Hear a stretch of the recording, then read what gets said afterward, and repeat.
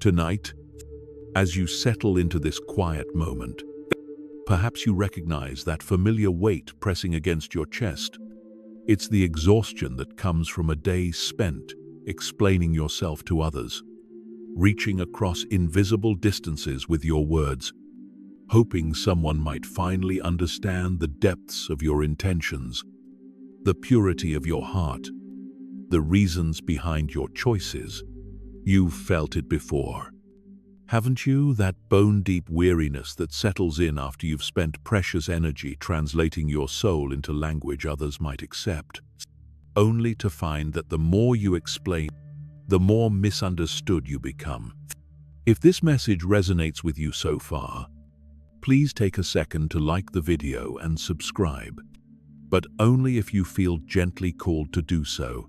Your presence here already speaks to something beautiful stirring within you, a readiness to explore the profound peace that awaits when we release the need to be understood by everyone. There's something sacred happening in this very moment as you listen to these words. Somewhere in the world, another soul is also recognizing this truth, this gentle rebellion against the endless performance of explanation. We carry within us an ancient knowing that we were never meant to live as defendants in the courtroom of others' opinions. Yet somewhere along the way, we learned to hand over our power each time we said, "Let me explain." We began to believe that our worth could be measured by how clearly we could articulate our pain, how perfectly we could justify our choices, how eloquently we could defend our right to exist as we are. But what if I told you that this very need to explain is actually a kind of spiritual imprisonment? What if the key to your freedom lies not in finding the perfect words to make others understand, but in discovering the courage to stop explaining altogether tonight?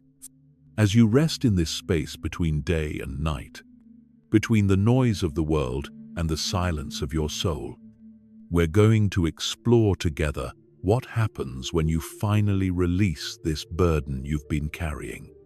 In the Buddhist tradition, there's a beautiful understanding that suffering often comes from our attachment to outcomes we cannot control. We suffer when we cling to the hope that if we could just explain ourselves better, speak more clearly, choose our words more carefully, then surely others would see us as we truly are. But this attachment to being understood becomes a form of spiritual bondage, tethering our peace to the unpredictable reactions of others. The Buddha taught that true liberation comes when we release these attachments, when we find our center in something deeper than external validation. Think for a moment about the times you felt most exhausted in recent days. Wasn't it often after conversations where you found yourself explaining your feelings, defending your boundaries, or trying to help someone understand your perspective? There's a particular kind of depletion that comes from this constant translation of your inner world into words others might digest. It's as if you're taking the vast, sacred landscape of your soul and trying to fold it into neat little packages that fit into someone else's understanding. But souls aren't meant to be packaged. They're meant to be lived, breathed, experienced in their full mystery and contradiction. You see, every time you feel compelled to explain yourself, you're unconsciously agreeing to live in someone else's reality. You're stepping out of your own truth and into their interpretation of what your truth should look like. You're allowing their confusion, their judgment, their limited perception to become the measuring stick for your worth. And in that moment, you abandon the quiet, knowing that lives within you, the part of you that has never needed explanation because it simply is. The ancient masters understood this deeply. Lao Tzu wrote about the wisdom of Wu Wei, the art of effortless action, of being so aligned with your natural essence that you move through the world without the need to justify your existence. The Zen masters spoke of a state beyond words, beyond explanation, where truth is transmitted not through language, but through presence itself. They knew that the most profound truths cannot be explained, only experienced, only lived. Tonight, as you breathe softly in this moment, I invite you to consider what it might feel like to release this burden of constant explanation. What would it be like to trust that your essence speaks louder than your words ever could? What would it feel like to know that those who are meant to understand you will do so without persuasion? And those who aren't ready to see your truth will continue to misunderstand, no matter how perfectly you explain yourself. This isn't about becoming cold or indifferent to others. It's about discovering a different kind of warmth, one that doesn't depend on being understood to exist. It's about finding the courage to be vulnerable in a new way. Not through the vulnerability of explaining your pain, but through the vulnerability of simply being yourself without apology, without defense, without the armor of justification. As we journey together through this exploration, you'll discover that the path to peace doesn't lie in becoming better at explaining yourself. It lies in becoming so grounded in your own truth that explanation becomes unnecessary. It lies in cultivating such deep self-knowing that the opinions of others, while perhaps interesting, no longer have the power to shake your foundation. There's a story told in ancient Buddhist texts about a monk who spent years trying to explain enlightenment to seekers who came to his monastery. He crafted beautiful metaphors, drew elaborate diagrams, and spoke with such eloquence that people traveled from distant lands to hear his words. Yet despite his efforts, something essential was always lost in translation. One day, he simply stopped speaking altogether. He would sit with visitors in complete silence, and in that wordless space, more people awakened to truth than in all his years of explanation combined. This monk had discovered what you're beginning to understand tonight, that when we try to capture our essence in words, we inevitably create a cage around something that was meant to soar free. Think about the last time someone asked you to explain why you made a particular choice, why you felt a certain way, or why you needed space. Do you remember that moment of internal scrambling, that urgent need to find the right words to justify your inner knowing? In that moment, you were doing something profound and tragic. You were attempting to translate the vast, mysterious landscape of your soul into bite-sized pieces that another mind could consume. But your soul isn't a concept to be understood. It's a living presence to be experienced, felt, witnessed in its raw and unfiltered truth. The Buddhist teaching of sunyata, or emptiness, points to this beautiful paradox. The more we try to define something, the more we limit its infinite nature. When you explain yourself, you're unconsciously agreeing to shrink the boundless mystery of who you are into the narrow confines of language. You're taking something that exists beyond words and forcing it into the prison of definition. It's like trying to capture the ocean in a teacup, or explain the color blue to someone who has never seen the sky. Every explanation you offer becomes a kind of spiritual diminishment. You begin with the fullness of your truth, but by the time you filtered it through words, adjusted it for your audience, and packaged it for consumption, what remains is just a shadow of what you actually experienced. The real you, the essence that sparked the experience in the first place, gets lost somewhere in the translation. You become a footnote to your own story, a simplified version of your complex reality. There's something particularly painful about watching yourself disappear into your own explanations. You start with such hope, such faith that if you could just find the right combination of words, the perfect metaphor, the most precise description, then surely the other person would see you clearly. But what happens instead is that you lose yourself in the attempt. You become so focused on being understood that you forget to honor the mystery of your own being. The ancient Sufi poet Rumi understood this deeply when he wrote about the futility of trying to explain love through words. He knew that some experiences are so sacred, so immediate, so alive, that they cannot survive the journey from heart to language without losing their essential nature. Your inner life is like this. Your healing process is like this. Your reasons for choosing peace over chaos, silence over noise, depth over shallow connection, these cannot be adequately explained because they exist in a realm beyond explanation. When you attempt to define yourself for others, you're also unconsciously limiting yourself. You begin to see yourself through the lens of what can be articulated rather than what can be lived. You start to believe that the only parts of you that matter are the ones you can successfully communicate. But what about the parts of you that exist in the spaces between words? What about the wisdom that lives in your silences? The knowing that emerges from your dreams? The truth that speaks through your presence rather than your voice? There's a beautiful teaching in Zen Buddhism about the finger pointing at the moon. When someone points at the moon, a fool looks at the finger, while a wise person looks at what the finger is pointing toward.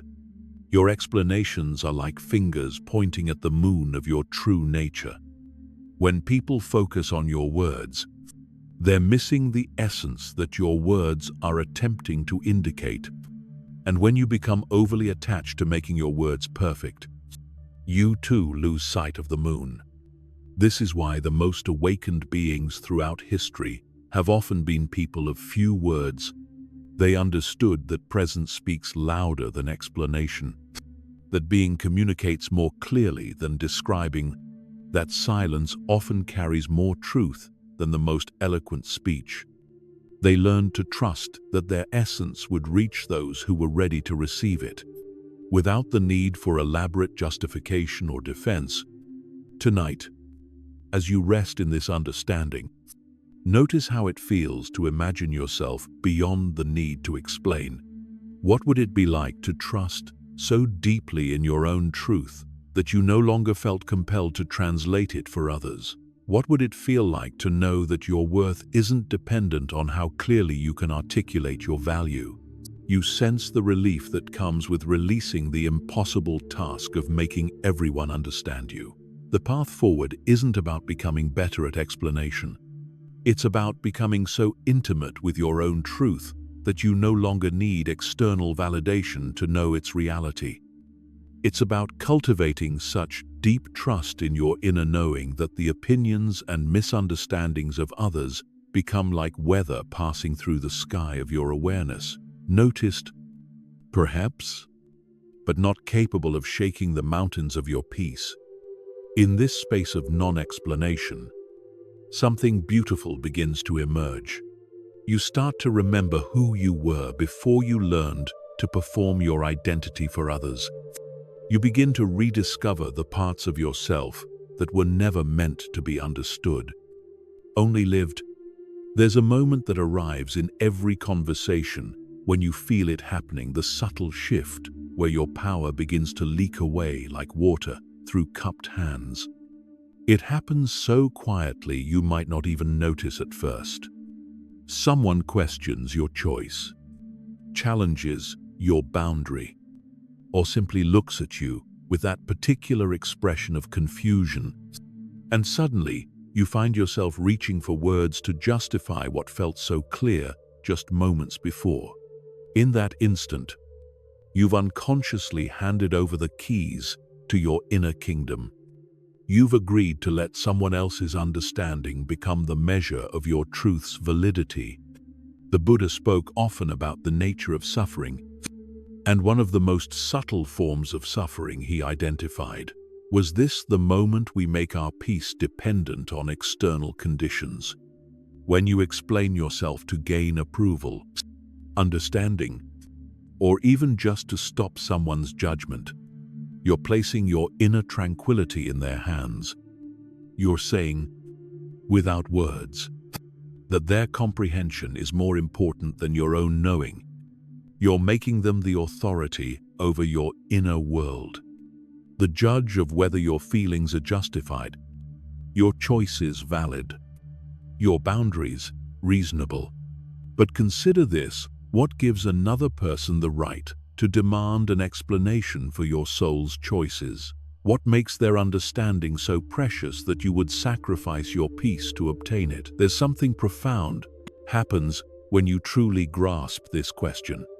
You begin to see how much of your life force has been spent in the courts of other people's opinions, how much energy has been drained in the endless task of making yourself palatable to minds that may never be ready to receive your truth. Think about the conversations that have exhausted you most deeply. Weren't they often the ones where you found yourself explaining your need for solitude to someone who thrives on constant connection, or justifying your sensitivity to someone who has armored their heart against feeling or defending your unconventional path to someone who finds safety only in conformity? In these moments, you were essentially trying to teach a fish about flying, or explain color to someone who has chosen to see only in black and white. Every time you say, "Let me explain," you subtly surrender a piece of your sovereignty. You anchor your truth to their approval. You make their understanding a prerequisite for your own peace. But your peace was never meant to be held hostage by someone else's capacity to comprehend your journey. Your truth was never meant to be validated by external agreement. Your worth was never designed to fluctuate with the opinions of others. There's an ancient Taoist teaching about water that flows naturally around obstacles rather than trying to explain its path to every rock it encounters. Water doesn't stop to justify its direction to the stones. It doesn't pause to convince the earth why it chooses one channel over another. It simply flows, following its essential nature, trusting that its path serves a purpose beyond the understanding of any single element it passes. This is the wisdom of living from your center, rather than from the need to be comprehended. When you live in the minds of others, you begin to lose touch with your own inner compass. You start to see yourself through their eyes, measure your choices against their values, edit your truth to match their comfort level. You become an actor in their play rather than the author of your own story. Your authentic self gets buried beneath layers of performance, explanation, and justification until you can barely remember what you actually feel beneath all the noise of trying to be understood. But there's something revolutionary that begins to happen when you stop living for their understanding. You start to remember what it feels like to be guided by your own inner wisdom rather than their external approval. You begin to trust the quiet voice within you that has always known your truth, even when that truth couldn't be articulated in ways others could accept. You rediscover the freedom of making choices based on what serves your soul's evolution, rather than what makes sense to minds that haven't walked your path. The Vietnamese Zen master, Thich Nhat Hanh, taught about the practice of interbeing, the understanding that we are all connected. But he also emphasized the importance of maintaining your own center within that connection. You can be compassionate toward others' confusion without making their understanding your responsibility. You can love someone deeply while still protecting your truth from their interpretation. You can hold space for their limitations without shrinking yourself to fit within them. Tonight, as you breathe into this understanding, notice what it feels like to imagine yourself no longer dancing to their rhythm. What would it be like to trust your own inner timing rather than adjusting your pace to match their expectations? How would it feel to speak your truth without immediately reaching for explanations to soften its impact? Can you sense the relief that comes with no longer making yourself responsible for other people's comfort with your authenticity? This isn't about becoming harsh or uncaring. It's about recognizing that true compassion sometimes means allowing others to sit with their confusion rather than exhausting yourself trying to resolve it for them. It's about understanding that some people are meant to misunderstand you, and that their misunderstanding serves their own journey in ways you may never comprehend. It's about trusting that those who are meant to walk with you will recognize your truth without elaborate explanation, while those who aren't ready will continue to misinterpret, no matter how perfectly you articulate your heart. The power you've been giving away through explanation was never theirs to hold. It belongs to you, has always belonged to you, and is waiting patiently for you to reclaim it through the simple act of trusting your own, knowing more than their opinion. Deep within the chambers of your heart, there lives an ancient knowing that has never needed words to express its truth. This knowing doesn't question itself, doesn't doubt its validity, doesn't seek approval from external sources. It simply is, like the steady rhythm of your breath or the quiet circulation of blood through your veins. But somewhere along the journey of growing up, learning to navigate relationships, and trying to belong in a world that often feels foreign to our souls, we began to trust our minds more than our hearts. We started believing that fear's voice was wiser than love's silence. Fear is what drives the compulsive need to explain. It whispers seductive lies about catastrophes that will surely befall us if we're misunderstood. It paints vivid pictures of abandonment, rejection, and isolation that await those who dare to exist without justification. Fear tells us that if we don't explain ourselves clearly enough, quickly enough, thoroughly enough, we will be left alone in a world that has no place for mystery, no room for the unexplainable depths of human experience. But fear, for all its urgency and volume, knows nothing about the true nature of connection or the real source of belonging. Your heart, on the other hand, operates from an entirely different intelligence. It doesn't fear being misunderstood because it knows that true understanding happens in the realm beyond words. It doesn't panic when someone fails to grasp your truth because it recognizes that their misunderstanding says more about their current capacity than your worth.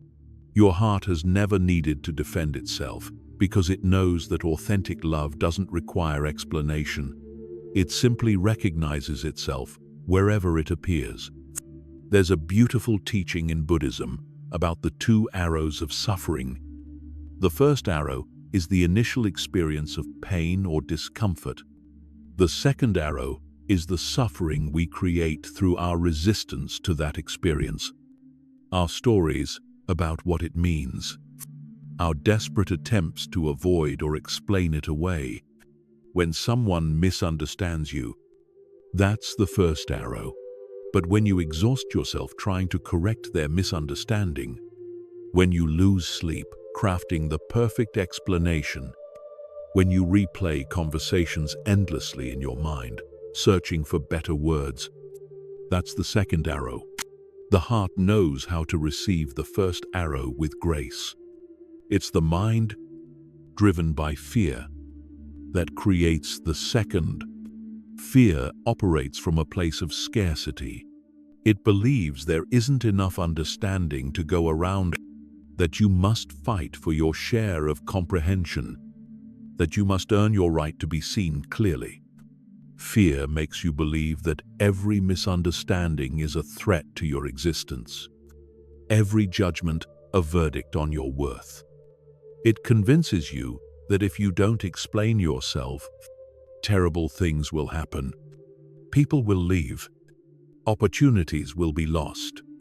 You will be forgotten, dismissed, cast aside. But the heart operates from abundance. It knows there is an infinite well of understanding available to you, not from others, but from within yourself. It knows that the right people will find you without explanation, that the right opportunities will align with your authentic self, that your true worth has never been dependent on someone else's ability to articulate it. The heart trusts in a deeper intelligence than the mind can grasp, an orchestration of life that brings together what belongs together without the need for force or persuasion. When fear drives your need to explain, you end up explaining not your truth, but your wounds.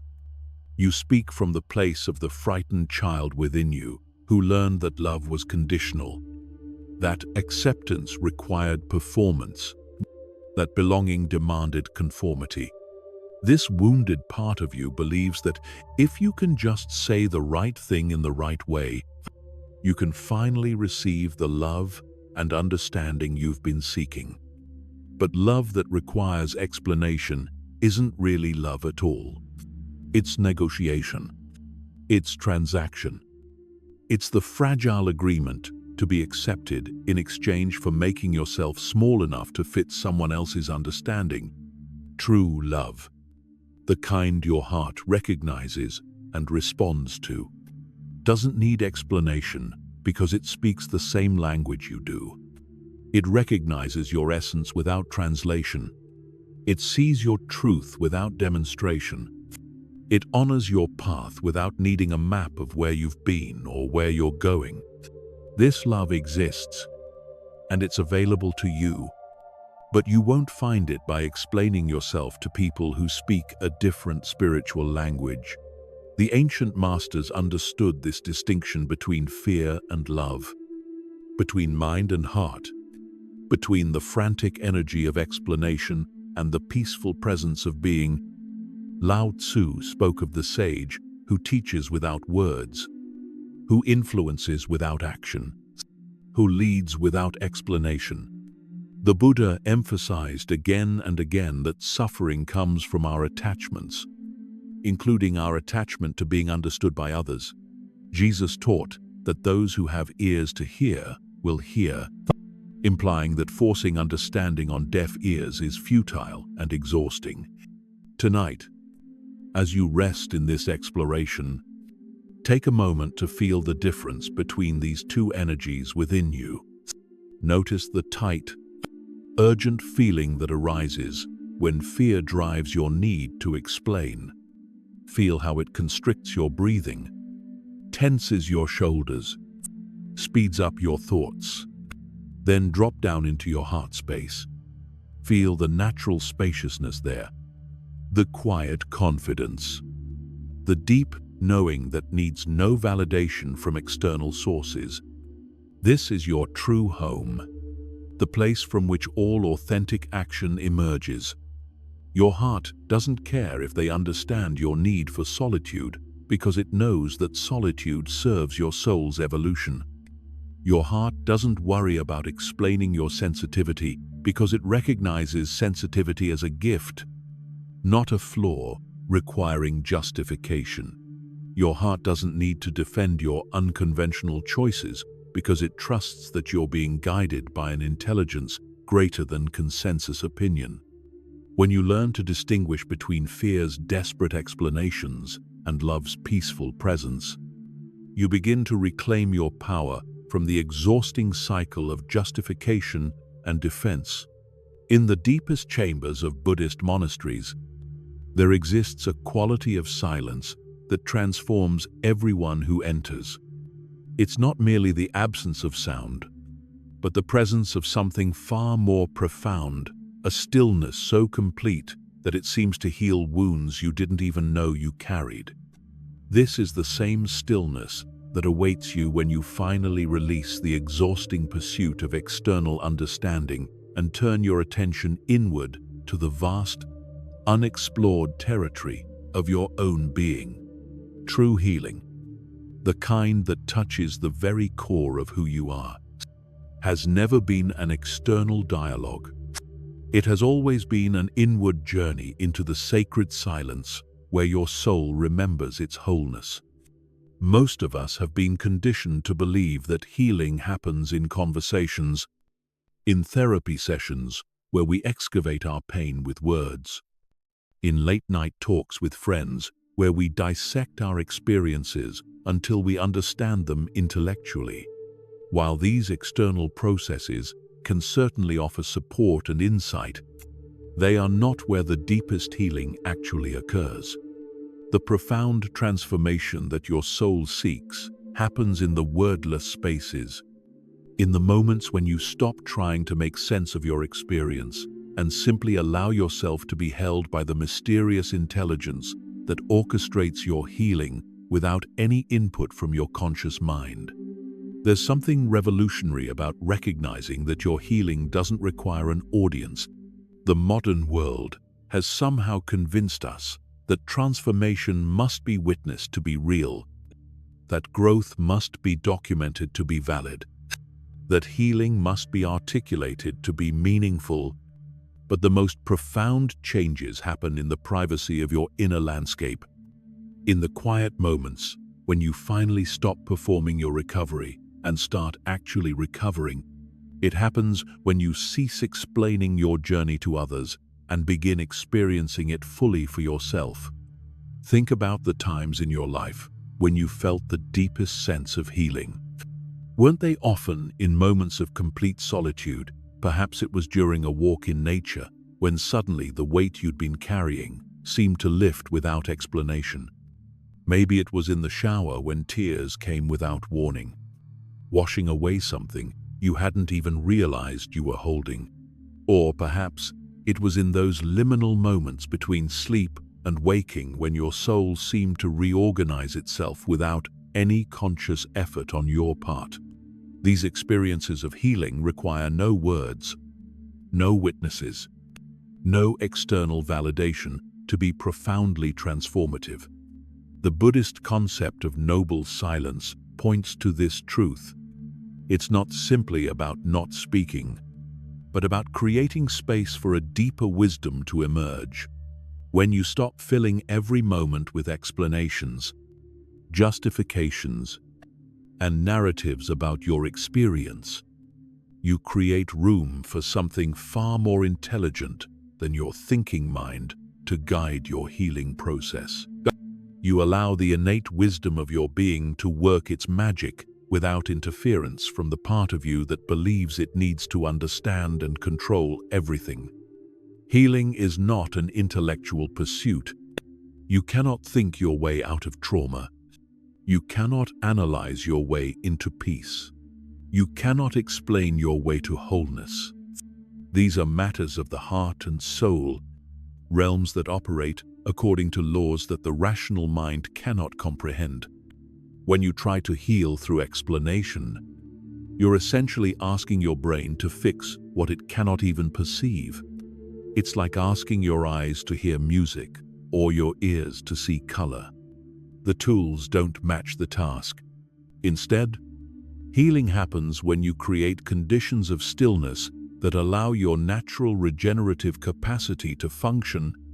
Just as your body knows how to heal a cut without your conscious intervention, your soul knows how to heal emotional and spiritual wounds when you stop interfering with the process. This interference often comes in the form of endless analysis, repeated storytelling, and the compulsive need to make others understand what you've been through. There's a beautiful story from the Zen tradition about a master who was asked to explain the deepest teachings of Buddhism. Instead of speaking, he simply sat in perfect stillness for an hour. When the student complained that he hadn't learned anything, the master replied, "I have just given you the most profound teaching possible, but your ears are not yet ready to hear silence."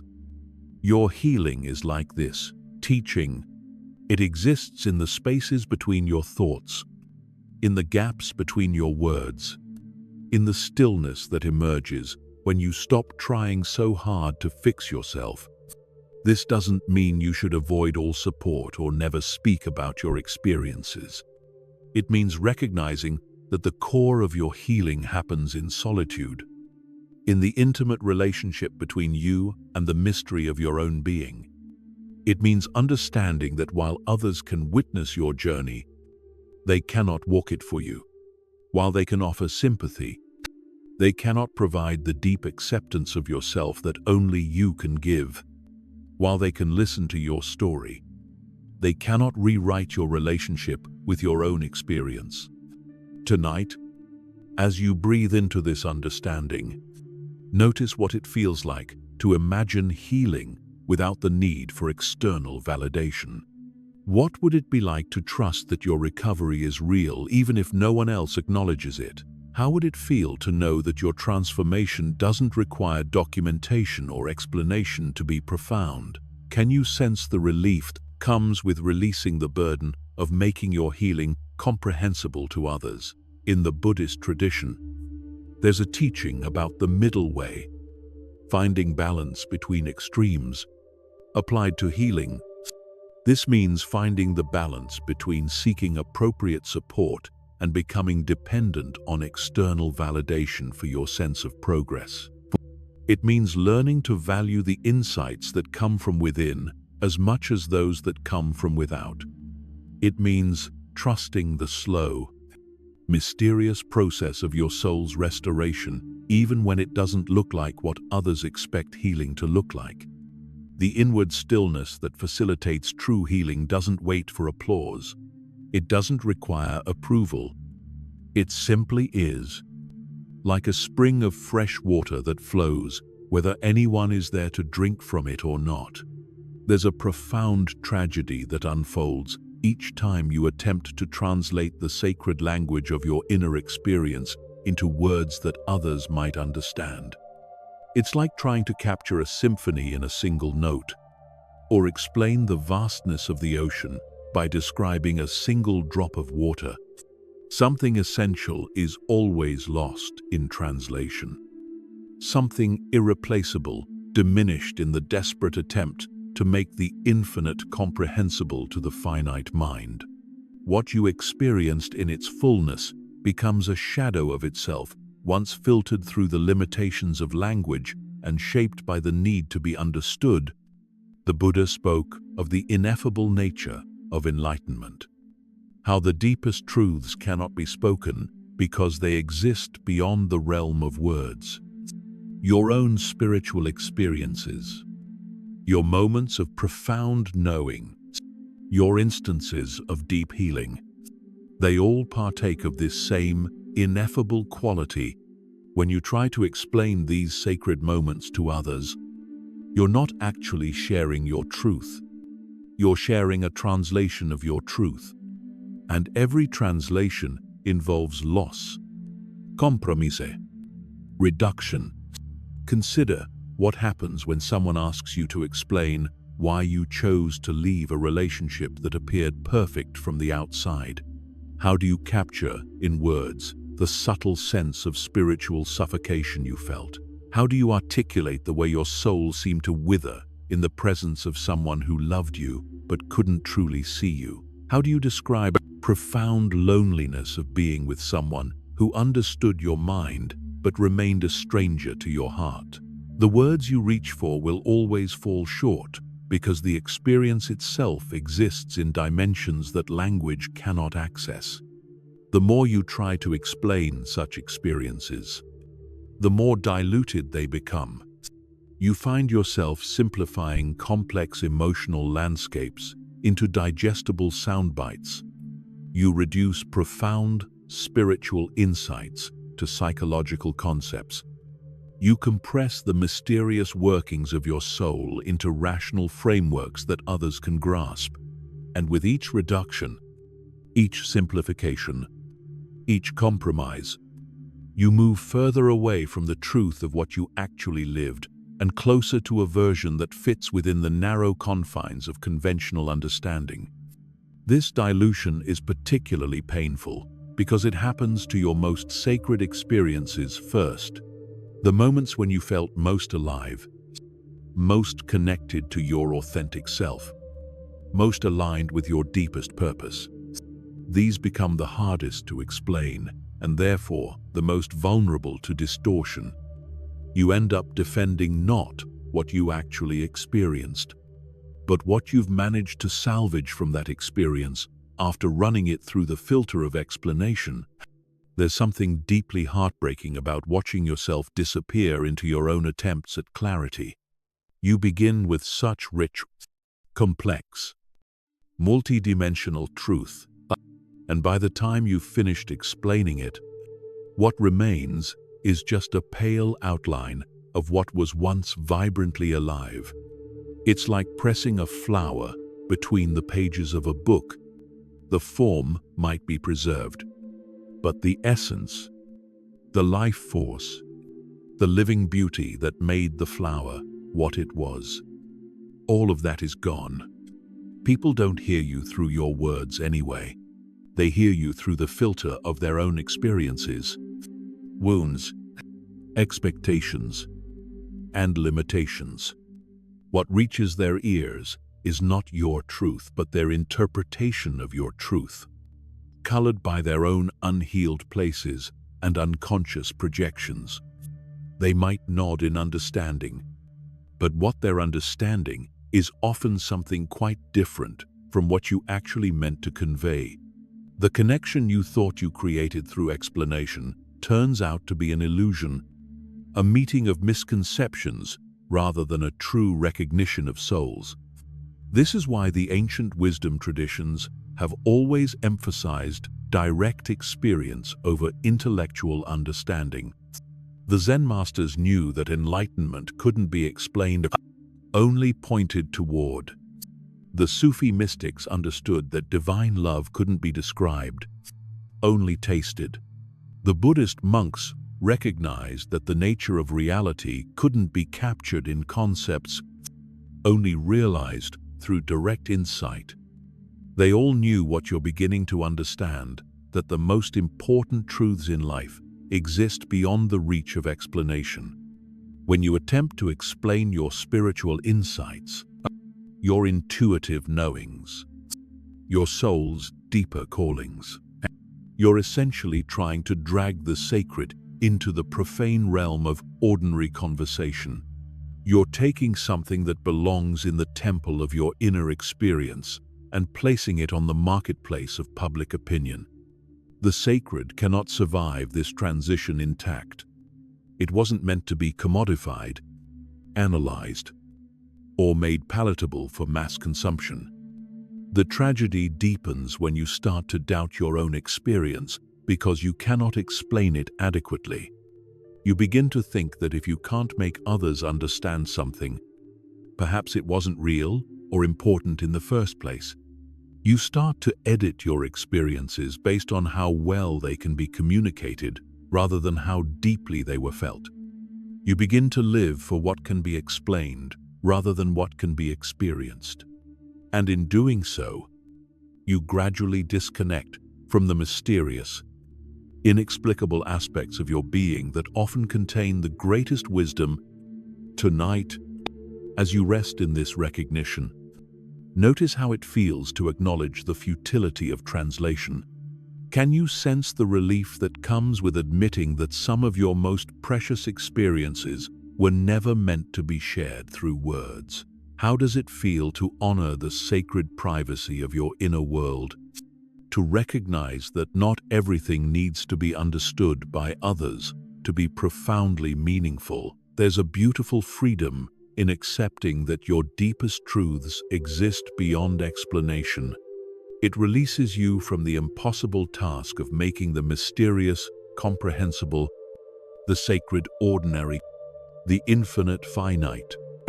It allows you to stop diminishing your experiences for the sake of other people's understanding and start honoring them in their full, inexplicable magnificence.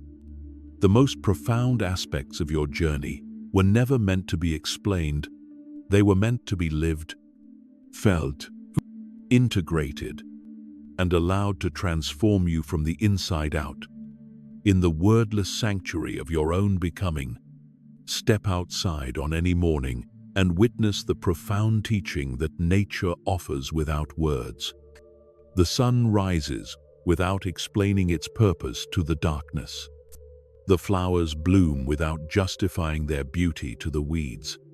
The rivers flow toward the ocean without asking permission from the rocks that attempt to block their path. Trees grow tall and strong without apologizing for taking up space. And birds sing their songs without concern for whether their melodies are understood by human ears. In every corner of the natural world, life expresses itself with complete authenticity, never once pausing to explain its right to exist. There's something revolutionary about remembering that you are part of this same natural order. You emerged from the same mysterious source that creates galaxies and grows forests. The same intelligence that guides the migration of butterflies and the blooming of cherry blossoms also flows through your veins, whispers in your dreams, and calls you toward your highest expression. Yet somehow, in the complexity of human society, you've forgotten this fundamental truth. You've learned to believe that unlike every other aspect of creation, you need permission to be yourself. Watch how a mountain stands in its majesty without seeking approval from the valleys below. It doesn't explain why it reaches toward the sky or apologize for the shadow it casts. It simply is what it is, shaped by forces far greater than itself, serving purposes that extend beyond its own understanding. The mountain trusts the process that formed it, honors the role it plays in the larger ecosystem, and remains unmoved by the judgments of those who might prefer a different landscape. The ocean never explains its tides to the shore. It follows an ancient rhythm older than human civilization, responding to celestial forces that pull it back and forth in patterns that serve the greater balance of life on Earth. Sometimes it's calm and gentle, barely whispering against the sand. Other times, it's wild and powerful, reshaping coastlines with its passionate intensity. But it never pauses to justify these changes to those who walk along its edges. It simply honors its nature and trusts in the wisdom of its own unfolding. Consider the profound lesson of a single seed. When planted in soil, it doesn't explain to the earth why it needs to push through the darkness toward the light. It doesn't justify its need for water, sunshine, and space to grow. It doesn't apologize for the way its roots spread beneath the surface or for the unpredictable direction its branches might take. The seed simply contains within itself everything it needs to become what it was meant to be. And it follows that inner blueprint with complete trust, regardless of external conditions. This is the wisdom that lives within you too, if you're quiet enough to hear it. Beneath all the conditioning and social programming, beneath all the learned behaviors and adapted personalities, there exists a seed of authentic selfhood that knows exactly how to grow into your fullest expression.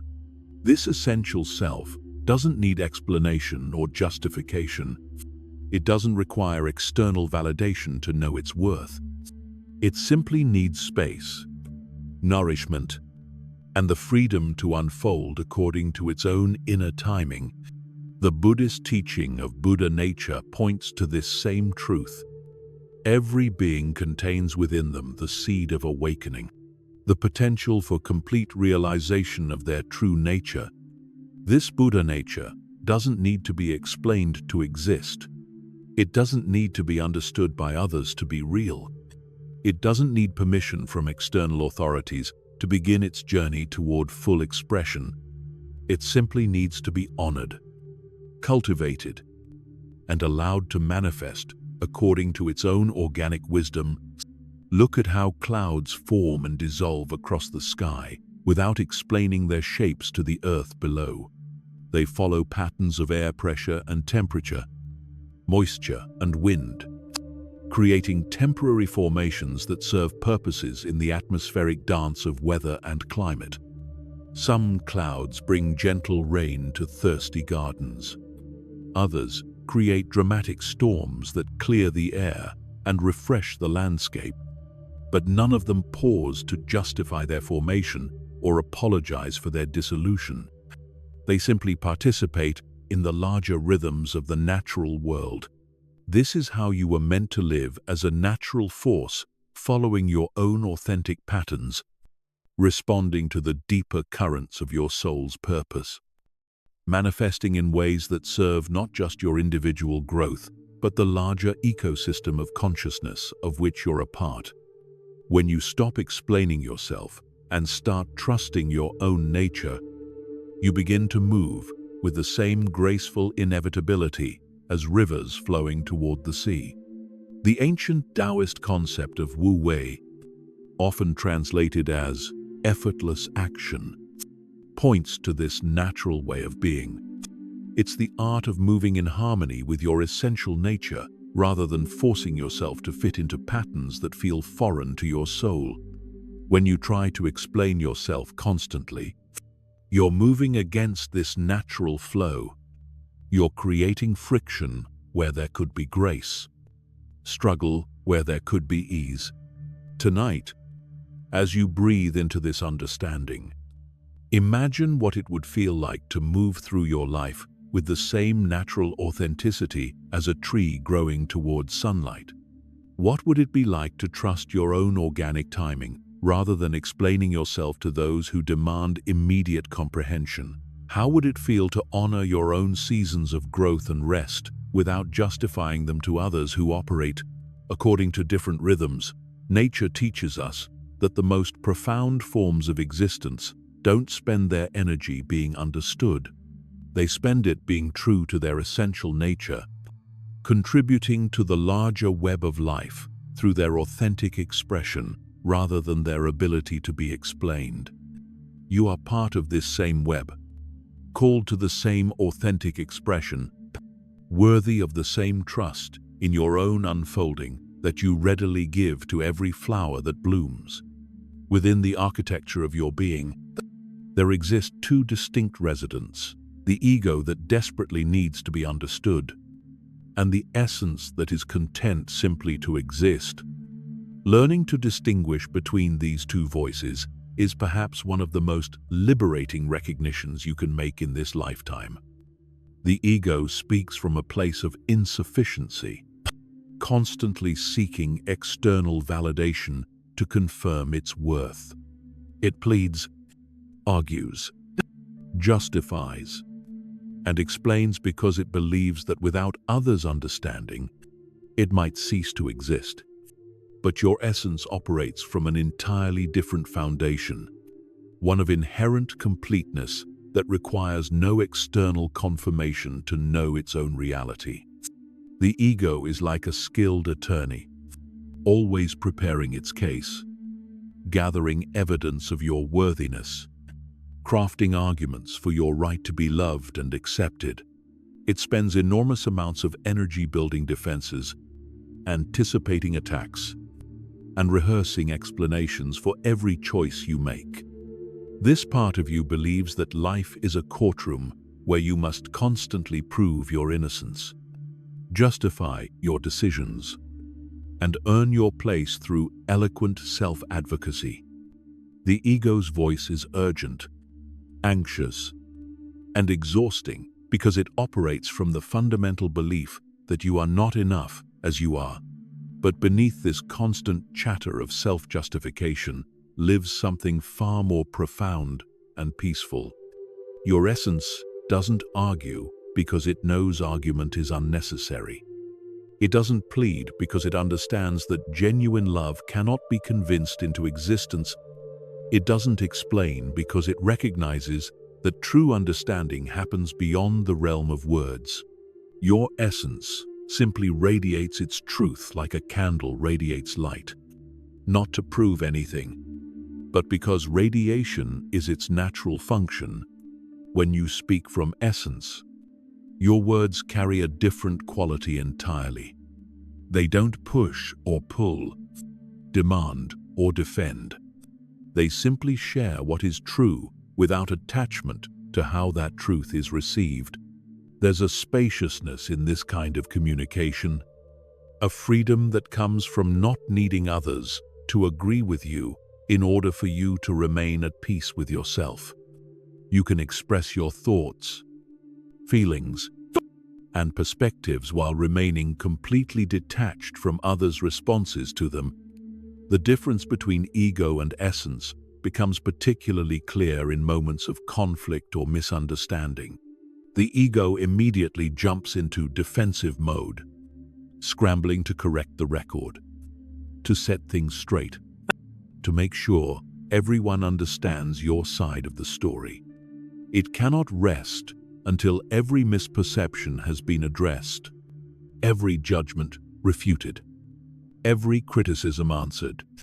The ego experiences others' misunderstanding as a kind of emergency that must be resolved immediately through explanation and justification. Essence, however, remains unruffled by misunderstanding. It observes others' projections and interpretations with the same detached compassion that a mountain observes the weather patterns that pass over its peaks. Just as the mountain doesn't take storms personally or feel diminished by fog that temporarily obscures its view, essence doesn't take others' confusion as a threat to its fundamental reality. It understands that misunderstanding is part of the human experience, not a problem to be solved through better communication. There's a beautiful teaching in Buddhism about the difference between attachment and love. Attachment seeks to control, possess, and shape others according to our needs and expectations. Love, on the other hand, allows others to be exactly as they are without trying to change them. This same distinction applies to how you relate to others' understanding of you. The ego is attached to being understood correctly and will exhaust itself trying to manage others' perceptions. Essence loves others enough to allow them their misunderstandings without making their confusion your emergency. When you operate from essence, you discover something remarkable. You become more magnetic, not less.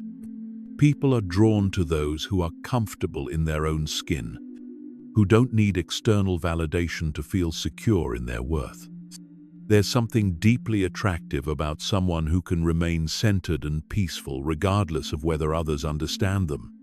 This kind of presence is rare in a world full of people pleading to be seen correctly, and its rarity makes it precious. The radiance that flows from essence is not something you can manufacture or fake.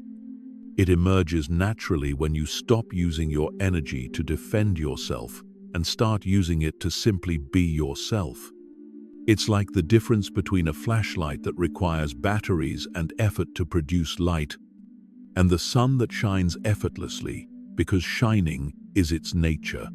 When you align with your essence, authenticity becomes as natural as breathing, and others feel this naturalness even when they can't understand it intellectually. This doesn't mean you become passive or indifferent. Essence can be powerfully expressed through action, creativity, and engagement with the world, but these expressions come from a place of fullness rather than emptiness, giving rather than seeking, sharing rather than proving. When you create from essence, you create for the joy of creation itself, not to earn approval or demonstrate your worth. When you love from essence, you love for the sake of love, not to receive love in return. Tonight, as you explore this distinction within yourself, notice the different energies of these two aspects of your being. Feel the contracted, anxious quality of the ego as it rehearses its next explanation or defense. Then drop down into the spacious, peaceful quality of your essence. That part of you that has never needed to prove anything to anyone. Can you feel the difference in your body, in your breathing, in the very quality of your presence? Learning to speak from essence rather than ego is a practice that transforms not just how you communicate, but how you experience life itself. Instead of approaching each interaction as an opportunity to be understood, you begin to see it as an opportunity to share your authentic truth without attachment to the outcome. This shift from pleading to radiating changes everything, creating space for genuine connection while protecting your peace from the chaos of others' interpretations. Imagine speaking the most beautiful music to someone whose ears can only hear static. Picture sharing your deepest wisdom with someone whose mind is tuned to an entirely different frequency. This is what happens when you try to explain your truth to those who aren't ready to receive it. No matter how perfectly you craft your words, how patiently you repeat your message, or how desperately you long for connection, some people simply cannot hear what you're saying because they're operating on a completely different wavelength of consciousness. The Buddhist concept of spiritual readiness teaches us that understanding unfolds according to its own mysterious timing, just as a seed won't sprout before its season, no matter how much you water it or talk to it. A person's capacity for comprehension cannot be forced beyond its natural limits. When someone is determined not to see your truth, when their heart is closed to your reality, when their mind is committed to its own narrative about who you are, your most eloquent explanations become nothing more than noise in their perceptual field. This isn't about intellectual capacity or education level. Some of the most brilliant minds can be completely deaf to truths that a child intuitively understands. It's about spiritual resonance, about the alignment between where someone is in their journey and what they're capable of receiving. You might be speaking about the freedom you found in solitude to someone who experiences aloneness only as abandonment. You might be sharing the peace you've discovered in simplicity with someone who equates worth with accumulation. The words are the same, but they land in completely different universes of meaning. There's a profound futility in trying to explain color to someone who has chosen to see only in black and white. You can describe the warmth of red, the coolness of blue, the vibrancy of yellow, with all the poetry your heart can muster. But if they've decided that only black and white exist, your descriptions will sound like fantasy or delusion. They'll ask you to prove that color exists using only black and white references, which is impossible. They'll demand that you justify your experience of color in terms they can understand, which diminishes the very essence of what you're trying to share. When you speak music to deaf ears, you often end up questioning your own experience. You start to wonder if perhaps the music isn't real, if maybe your perception of beauty is just imagination, if possibly you're the one who's confused. This self-doubt is one of the most painful consequences of trying to force understanding where none is possible. You begin to edit your truth based on others' capacity to receive it, rather than honoring the validity of your own direct experience. The ancient Zen masters understood this principle deeply. They knew that enlightenment couldn't be transmitted through words to someone who wasn't ready for awakening.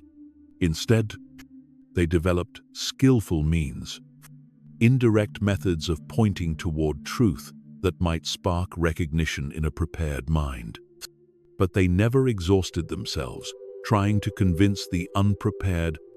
They offered their teaching freely, without attachment to whether it was received or rejected. Think about the conversations that have drained you most deeply. Weren't they often attempts to explain something precious to someone who had no framework for understanding its value, like trying to describe the sacred to someone who sees only the mundane, or sharing your experience of healing with someone who's invested in remaining wounded? The futility isn't in your truth or in their intelligence.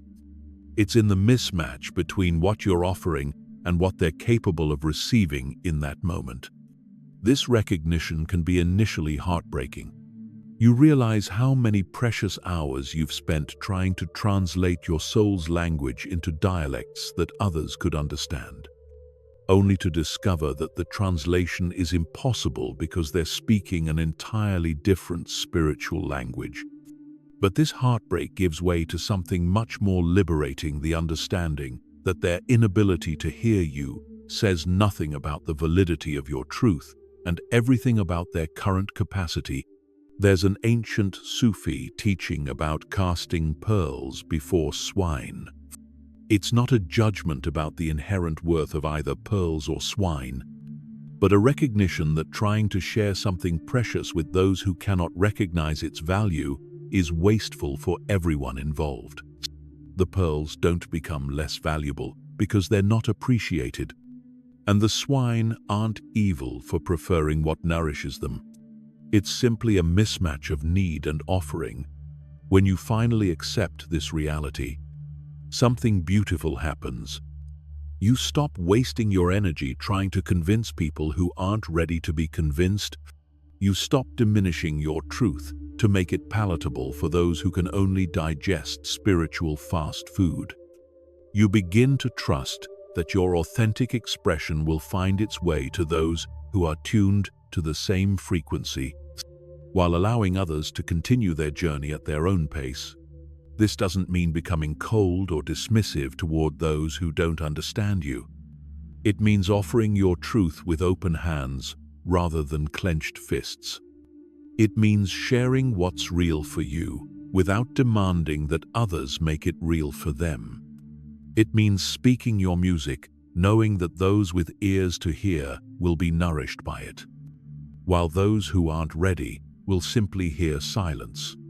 Tonight, as you rest in this understanding, notice how it feels to release the burden of making everyone understand you. What would it be like to trust that your truth has its own intelligence, its own ability to find the hearts and minds that are ready for it? Can you sense the relief that comes with accepting that some people aren't meant to understand you, and that their lack of understanding is perfect for their journey, even if it's painful for yours? The most profound truths in life don't force themselves on anyone. They wait patiently to be discovered by those who are ready, like hidden treasures that reveal themselves only to seekers who have developed the eyes to see. There comes a moment in every soul's journey when the noise becomes unbearable. Not the noise of the world around you, but the internal cacophony created by constantly trying to make yourself understood, constantly adjusting your truth to fit others' expectations, constantly explaining your choices to people who speak an entirely different spiritual language. This moment of recognition is actually a profound gift, because it signals that you're ready to return home to yourself. It marks the beginning of your journey back to the silence where all real transformation happens. Silence is not the absence of something meaningful. It's the presence of something sacred. When you finally stop the exhausting practice of explanation, when you cease the endless translation of your soul into words others might accept, you create space for something far more intelligent than your thinking mind to emerge. This is the silence of deep knowing, the quiet that contains all wisdom, the stillness where your authentic self has been waiting patiently for you to remember that you never needed anyone's permission to exist. In the Buddhist tradition, there's a practice called noble silence, which isn't simply about not speaking, but about creating inner spaciousness for truth to reveal itself. When you engage in this kind of silence, You're not withdrawing from life, but diving deeper into it. You're not avoiding connection, but preparing for a more authentic form of relationship. You're not giving up on communication, but learning to communicate from a place of wholeness rather than need. The silence that heals isn't empty. It's full of presence, rich with awareness, pregnant with possibility. When you stop using your energy to defend yourself, explain yourself, or convince others of your worth, that energy returns to you like scattered light, gathering into a focused beam. You begin to feel more solid, more centered, more real to yourself than you have in years. This is because you're no longer dispersing your life force in all directions, trying to manage how others perceive you. Think about the last time you sat in complete silence for an extended period.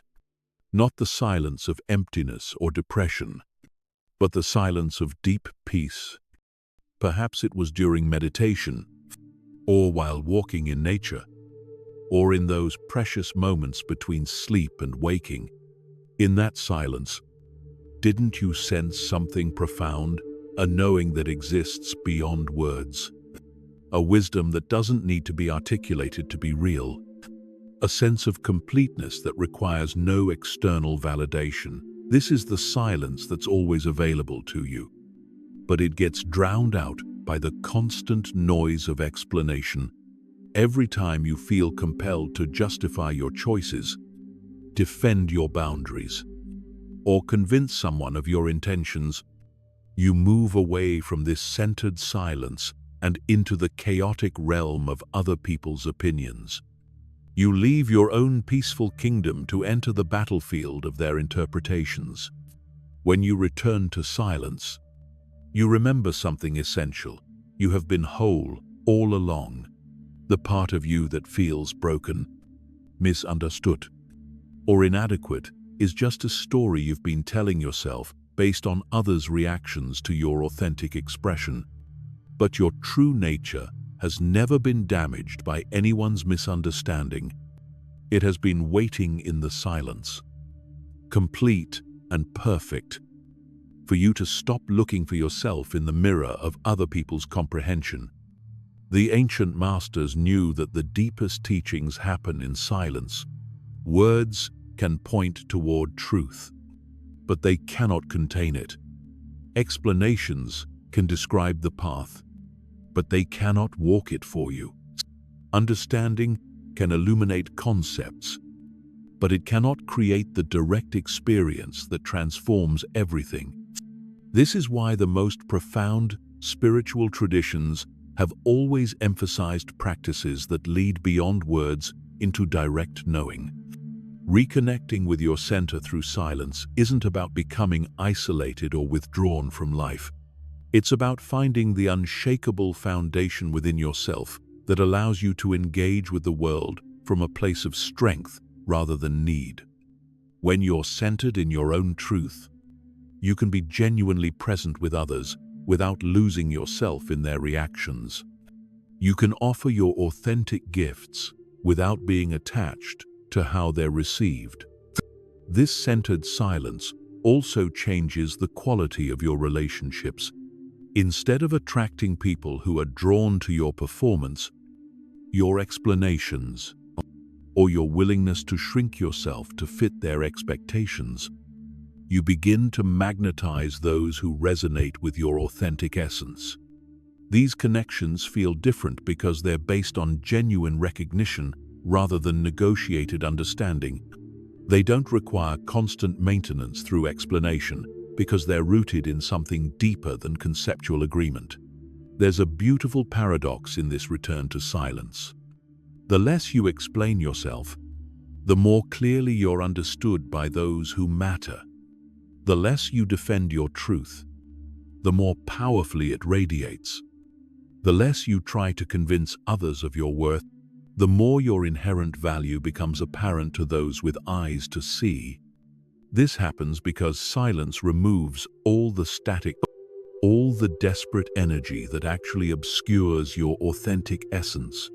Tonight, As you breathe into this understanding, imagine what it would feel like to trust silence as your greatest teacher. What would it be like to spend less time crafting explanations and more time simply being present with your own experience? How would it feel to know that your center is always available to you, not through words or understanding, but through the simple practice of returning to the quiet space within where you've always been whole? The journey back to your center through silence isn't a retreat from life. It's a return to life's source. It's a coming home to the part of you that has never been lost, confused, or in need of justification. In this silence, you don't find emptiness. You find fullness. You don't discover absence. You uncover presence. You don't encounter void. You meet the infinite spaciousness of your own being. This is where all real healing begins. All authentic relationship emerges.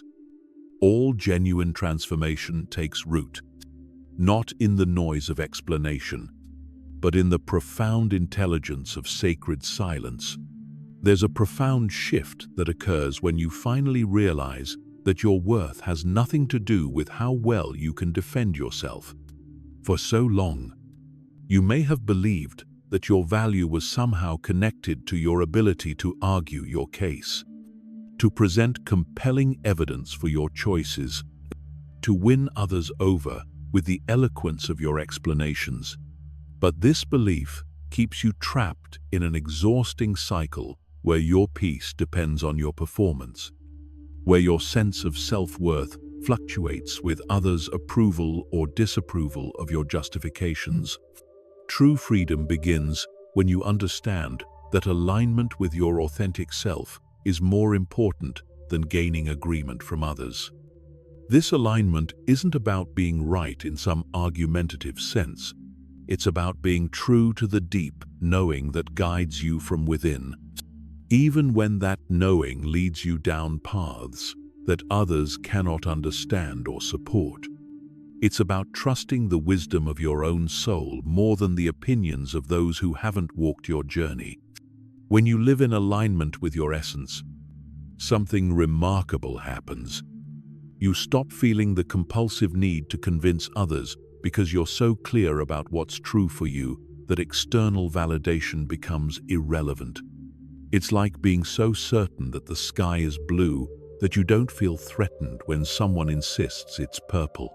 Their perception doesn't shake your foundation because your foundation isn't built on their agreement but on your own direct experience.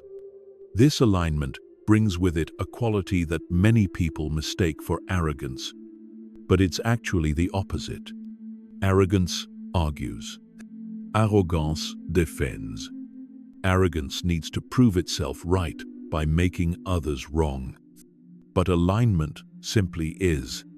It doesn't argue because it doesn't need to. It doesn't defend because it has nothing to defend against. It doesn't need to prove itself because it's not seeking validation from external sources. There's a beautiful teaching in Taoism about water, which always flows toward its natural destination without arguing with the obstacles it encounters. Water doesn't stop to explain to the rocks why it needs to pass through. It doesn't waste energy trying to convince the earth why its path is necessary. It simply finds its way naturally and inevitably, following the laws of its own nature. This is what alignment looks like in human form, moving through life according to your authentic nature rather than according to others' expectations or demands for explanation. The Buddha spoke of the middle way, and this principle applies beautifully to the balance between being true to yourself and being compassionate toward others. You can honor your authentic path without being harsh or dismissive toward those who don't understand it. You can maintain your alignment without making others wrong for their confusion. You can protect your truth without building walls around your heart. This kind of aligned living requires tremendous spiritual maturity. It means learning to distinguish between being authentic and being reactive, between standing in your truth and standing against others' truth. When you're truly aligned, you don't need to make others wrong in order to be right. You don't need to diminish their path in order to validate your own. You can simply walk your path with such clarity and conviction that it speaks for itself. People often fear that if they stop explaining themselves, others will think they're cold or uncaring. But the opposite is usually true. When you're aligned with your authentic self, you actually become more present and available for genuine connection. You're no longer using your energy to manage others' perceptions, so you have more energy to offer real love, real support, real presence. Your relationships become more honest because they're based on who you actually are, rather than who you think others want you to be. There's also a magnetic quality that emerges from this alignment. People are naturally drawn to those who are comfortable in their own skin, who don't need external validation to feel worthy, who can remain centered regardless of others' reactions. This isn't about becoming perfect or having all the answers. It's about being authentically yourself, including your imperfections, your questions, your ongoing growth, without apology or explanation. The freedom that comes from alignment isn't about not caring what others think. It's about caring more about what your soul knows to be true than what others think you should do. It's about trusting the intelligence that guides you from within more than the advice that comes from those who haven't lived your experiences. It's about recognizing that you are the ultimate authority on your own life. Not because you're always right, but because you're the only one who has access to the full context of your journey. This alignment also brings with it a profound sense of responsibility. When you stop blaming others for not understanding you, you take full ownership of your choices, your reactions, your path forward. You no longer waste energy trying to change others' minds, and instead focus that energy on living your truth so fully that it becomes undeniable. You become responsible rather than reactive, centered rather than scattered, grounded rather than defensively postured. Tonight, as you explore what alignment feels like in your own body, notice the difference between the energy of defense and the energy of authentic presence. Feel how defense contracts your chest, speeds up your breathing, and creates tension in your shoulders. Then drop into alignment and feel the natural spaciousness, the easy breathing, the solid sense of being exactly where you belong. This embodied knowing is your compass, guiding you toward choices that serve your highest good rather than your ego's need to be understood. Living in alignment means trusting that your life itself is your message. Your choices, your presence, your way of being in the world communicates far more powerfully than any explanation ever could. When you're aligned with your authentic self, you don't need to convince anyone of your worth because your worth radiates naturally from your being, touching those who are ready to receive it while allowing others to continue their own journey of awakening. In the deepest monasteries of Tibet, there's a practice known as solitary retreat, where monks withdraw from all human contact for years at a time to engage in the most profound work of inner transformation. These retreats aren't about escaping life, but about diving so deeply into the essence of being that when the monks finally return to the world, they carry with them an unshakable peace that requires no external witness to validate its reality. This ancient wisdom holds a mirror to your own healing journey, revealing a truth that modern culture has forgotten. The most profound transformation happens in the sacred privacy of your own inner landscape. Your healing doesn't need spectators. It doesn't require documentation on social media, validation from friends, or acknowledgement from those who wounded you. The moment you truly grasp this, something shifts fundamentally in how you approach your own recovery. Instead of performing your growth for others, you begin to inhabit it fully. Instead of explaining your process to gain approval, you start trusting the mysterious intelligence that guides healing from within. There's something revolutionary about recognizing that your transformation can be completely invisible to the outside world and still be the most important work you've ever done.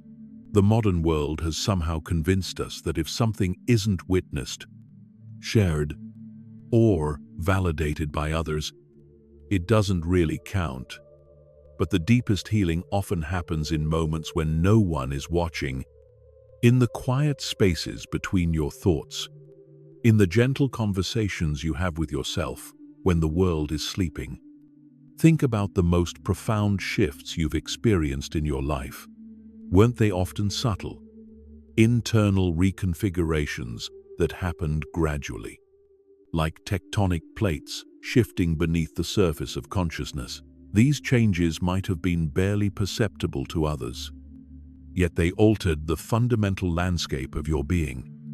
The decision to forgive yourself, the moment you chose peace over being right, the quiet acceptance of something you'd been fighting for years. These internal revolutions require no audience because their value lies not in being seen but in being lived. The sacred quiet that surrounds authentic transformation is like the hush that falls over a forest at dawn. It's not empty silence, but pregnant stillness, rich with the subtle sounds of life regenerating itself. When you heal in this kind of quiet, you're participating in the same mysterious process that allows seeds to sprout in darkness, that enables broken bones to knit themselves back together, that gives cells the intelligence to repair themselves without conscious intervention. Your soul knows how to heal itself, just as your body knows how to heal a wound. But this natural process gets disrupted when you feel compelled to narrate every step, to justify every choice, to make others understand the necessity of your transformation. It's like trying to heal a cut while constantly showing it to people and explaining why it's taking so long to mend. The attention you give to others' understanding of your healing is attention taken away from the healing itself. There's a beautiful concept in Buddhism called the bardo, the space between spaces, the gap between one state of being and another. Your healing often happens in these liminal spaces, in the quiet transitions that occur when you're not actively trying to heal, but simply allowing your natural wholeness to reassert itself. These bardos of transformation are sacred territories that require protection from external interpretation and interference. When you heal without an audience, you also heal without the subtle pressure to conform to others' timelines or expectations of what healing should look like. You don't have to heal in a way that makes others comfortable. You don't have to explain why some days you feel strong and others you feel fragile. You don't have to justify why your healing path looks different from someone else's or why you need things that others don't understand. The silence that protects your healing process isn't about isolation or secrecy. It's about creating a sanctuary where your soul can do its deepest work without the interference of well-meaning advice, unsolicited opinions, or the pressure to make your process comprehensible to others. It's about honoring the mystery of your own becoming without feeling obligated to translate that mystery into language others can digest. This protected space allows for a different kind of courage to emerge, the courage to feel what you're actually feeling rather than what you think you should be feeling, the courage to move at your own pace rather than rushing to meet others' expectations of recovery, the courage to honor your needs even when they seem strange or selfish to those who haven't walked your path. In this sacred quiet, you begin to trust your own inner wisdom more than external advice. You start to recognize the difference between healing that looks good from the outside and healing that feels authentic from within. You learn to distinguish between progress that others can measure and transformation that only you can know. This internal knowing becomes your compass, guiding you toward choices that serve your deepest healing rather than your surface reputation. Tonight, as you rest in this understanding, imagine what it would feel like to give yourself complete permission to heal privately, quietly, mysteriously. What would it be like to trust that your recovery is valid, even if no one witnesses it? How would it feel to know that the most important transformation happening in your life right now might be completely invisible to everyone else, and yet be the most sacred work you've ever done? The healing that happens in sacred quiet doesn't announce itself with fanfare. It whispers. It breathes. It unfolds like a flower blooming in darkness, trusting that its beauty doesn't depend on being seen, but on being real. This is the healing that changes everything, not because it's dramatic, but because it's true. Not because it's witnessed, but because it's lived. Not because it's understood, but because it's embodied in the deepest chambers of your being. There's a profound difference between feeling your pain and performing your pain, between authentic emotional expression and the unconscious theater of suffering that seeks an audience. When you perform your pain, you're unconsciously trying to convince others of its validity, to make them understand the depth of what you've endured, to gain sympathy or validation for your experience. But when you simply feel your pain without the need to broadcast it, something entirely different happens. You create space for genuine healing rather than perpetual wounding. The performance of pain is exhausting because it requires you to stay connected to your wounds in a particular way. You must keep the story alive, maintain the emotional charge, and present your suffering in terms that others can understand and respond to. This keeps you tethered to the identity of being wounded, making your pain into a kind of currency that you trade for attention, understanding, or care. But authentic feeling doesn't need an audience. It doesn't require validation. It simply needs space to move through you and transform. When you feel without performing, you discover that emotions have their own natural rhythm and intelligence. Grief, when allowed to flow without explanation, washes through you and leaves behind a strange kind of clarity. Anger, when felt without justification, burns clean and reveals the boundary that was crossed. Fear, when experienced without the need to make others understand why you're afraid, often dissolves into the recognition that you're actually much stronger than you believed. There's something sacred about tears that fall in private, about rage that doesn't need to convince anyone of its righteousness, about sadness that doesn't require others to witness its depth. These emotions, when experienced in their pure form without the contamination of performance, become gateways to deeper understanding rather than evidence to be presented in the courtroom of others' opinions. The modern world encourages a strange kind of emotional exhibitionism, the idea that your feelings aren't real unless they're shared, processed, and validated by others. Social media amplifies this tendency, creating platforms where emotional experiences become content, where private pain becomes public performance. But the most transformative emotional experiences often happen in solitude, in the quiet spaces where you can feel what you're actually feeling rather than what you think others expect you to feel. Think about the last time you cried alone. really cried, without trying to explain to anyone why the tears were falling. Wasn't there something purifying about that release? Something that happened in your body and soul that had nothing to do with being understood and everything to do with simply letting yourself feel. This is the difference between authentic feeling and emotional performance. One transforms you from the inside out, while the other keeps you trapped in patterns of seeking external validation for your internal experience.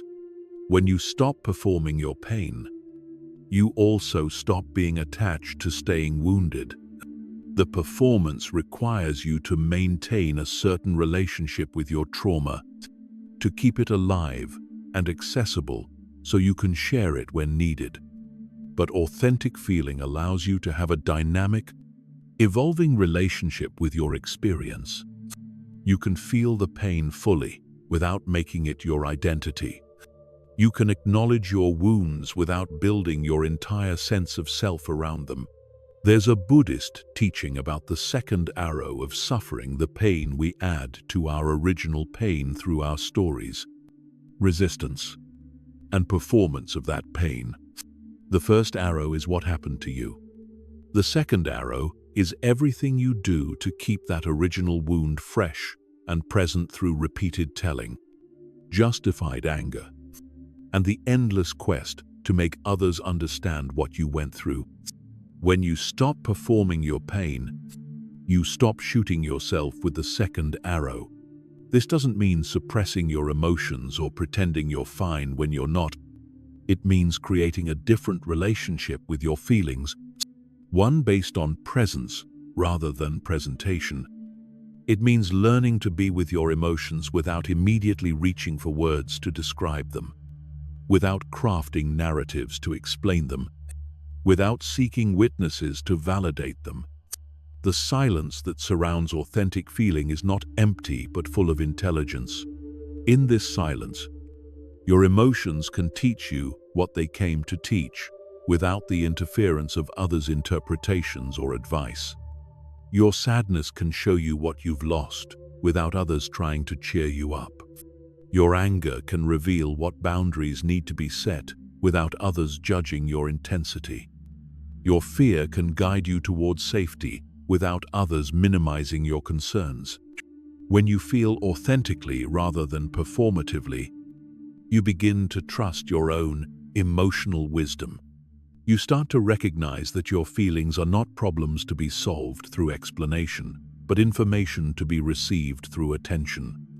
You discover that emotions, when met with presence rather than performance, have their own healing intelligence that works more effectively than any external intervention.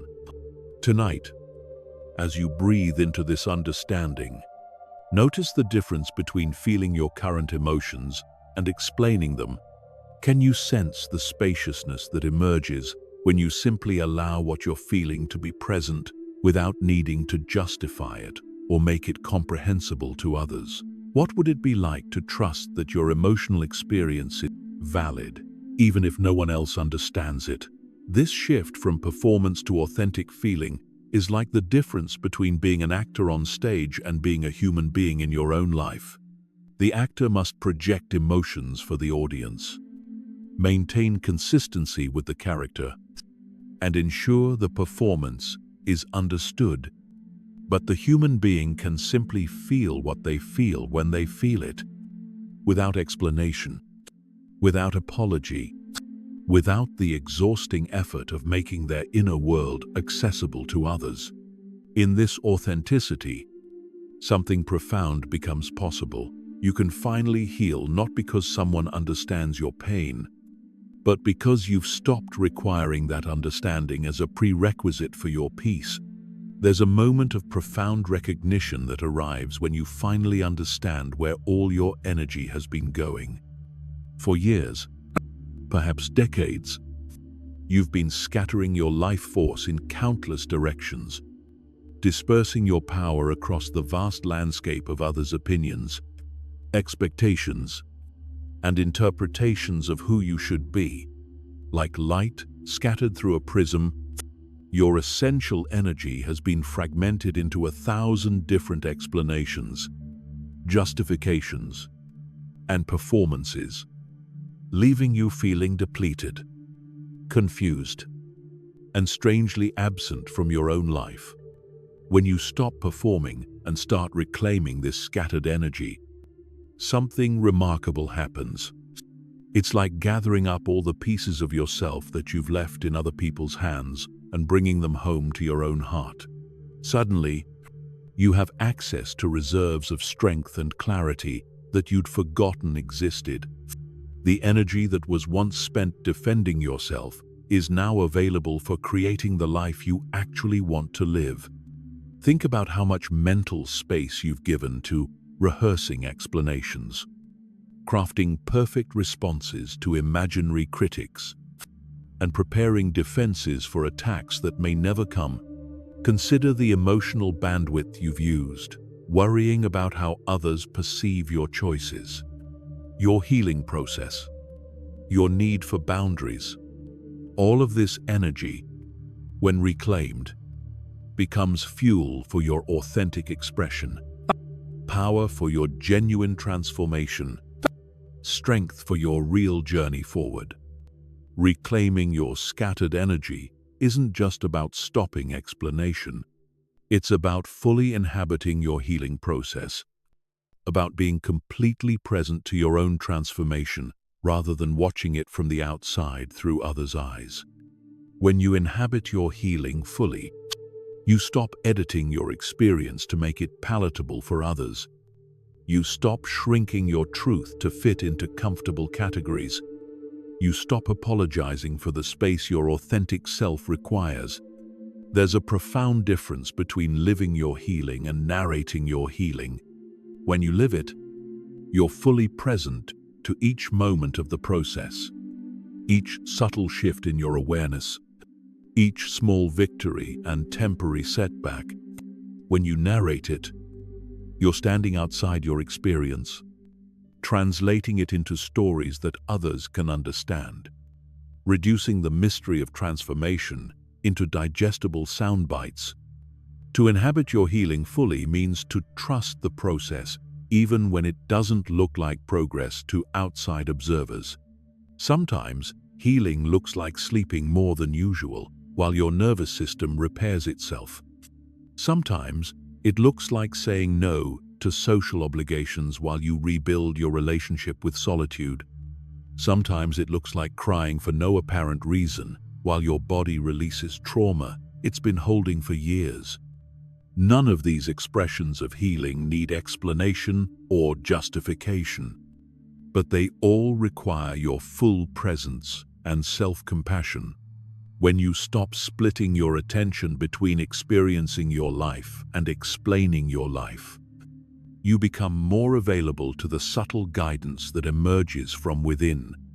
You start to notice the quiet voice that suggests when you need rest, when you need movement, when you need connection, when you need solitude. This inner compass has always been there, but it gets drowned out by the noise of constant self-justification and the anxiety of managing others' perceptions. Inhabiting your healing fully also means honoring your own timeline rather than conforming to others' expectations of recovery. Healing doesn't follow a linear path or a predetermined schedule. Some days you feel strong and capable, ready to take on the world. Other days you feel tender and raw, needing extra gentleness and protection.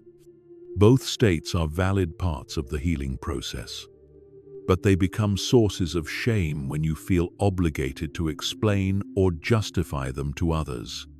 There's something deeply nourishing about keeping your healing process private, not as a secret, but as something sacred. Just as you wouldn't invite strangers to comment on the growth of a delicate seedling, you don't need to expose your healing to the opinions and advice of those who haven't walked your path. This protection allows your transformation to unfold naturally, organically, according to its own mysterious intelligence. When you reclaim your energy from the task of constant explanation, you also reclaim your right to be inconsistent, contradictory, and complex. You no longer have to maintain a coherent narrative about your healing for others' comfort. You can feel strong on Tuesday and vulnerable on Wednesday without owing anyone an explanation for the change. You can set a boundary today and adjust it tomorrow based on new information about your needs. This flexibility isn't weakness, it's wisdom. The energy you reclaim becomes available for presence, for actually being with yourself in whatever state you're in, rather than analyzing or explaining that state. This presence is deeply healing because it offers the unconditional acceptance that you've been seeking from others. When you can be fully present with your own experience without judgment or the need to make it understandable, you give yourself the greatest gift possible, the permission to be exactly as you are in this moment. Tonight, as you breathe into this understanding, feel the sensation of your energy returning to you.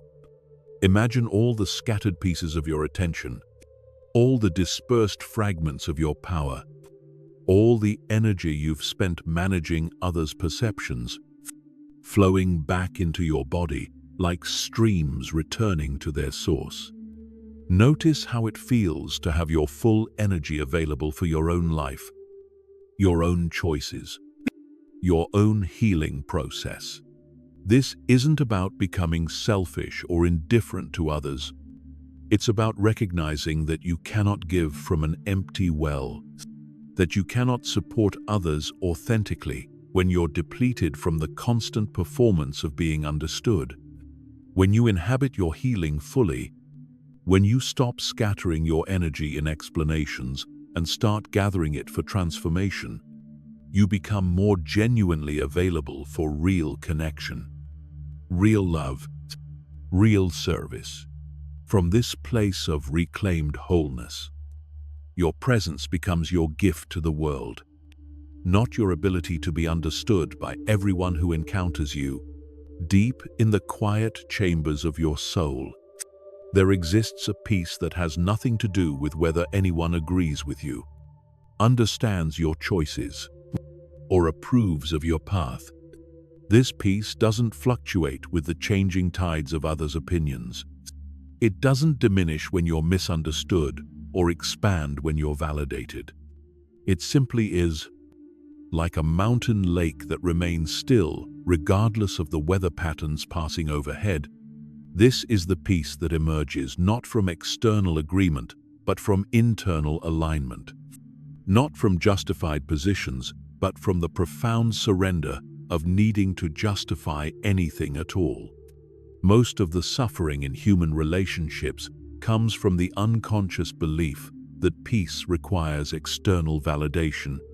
You've been conditioned to think that if you could just find the right words, craft the perfect explanation, or present your case with sufficient eloquence, then surely others would understand and peace would be restored.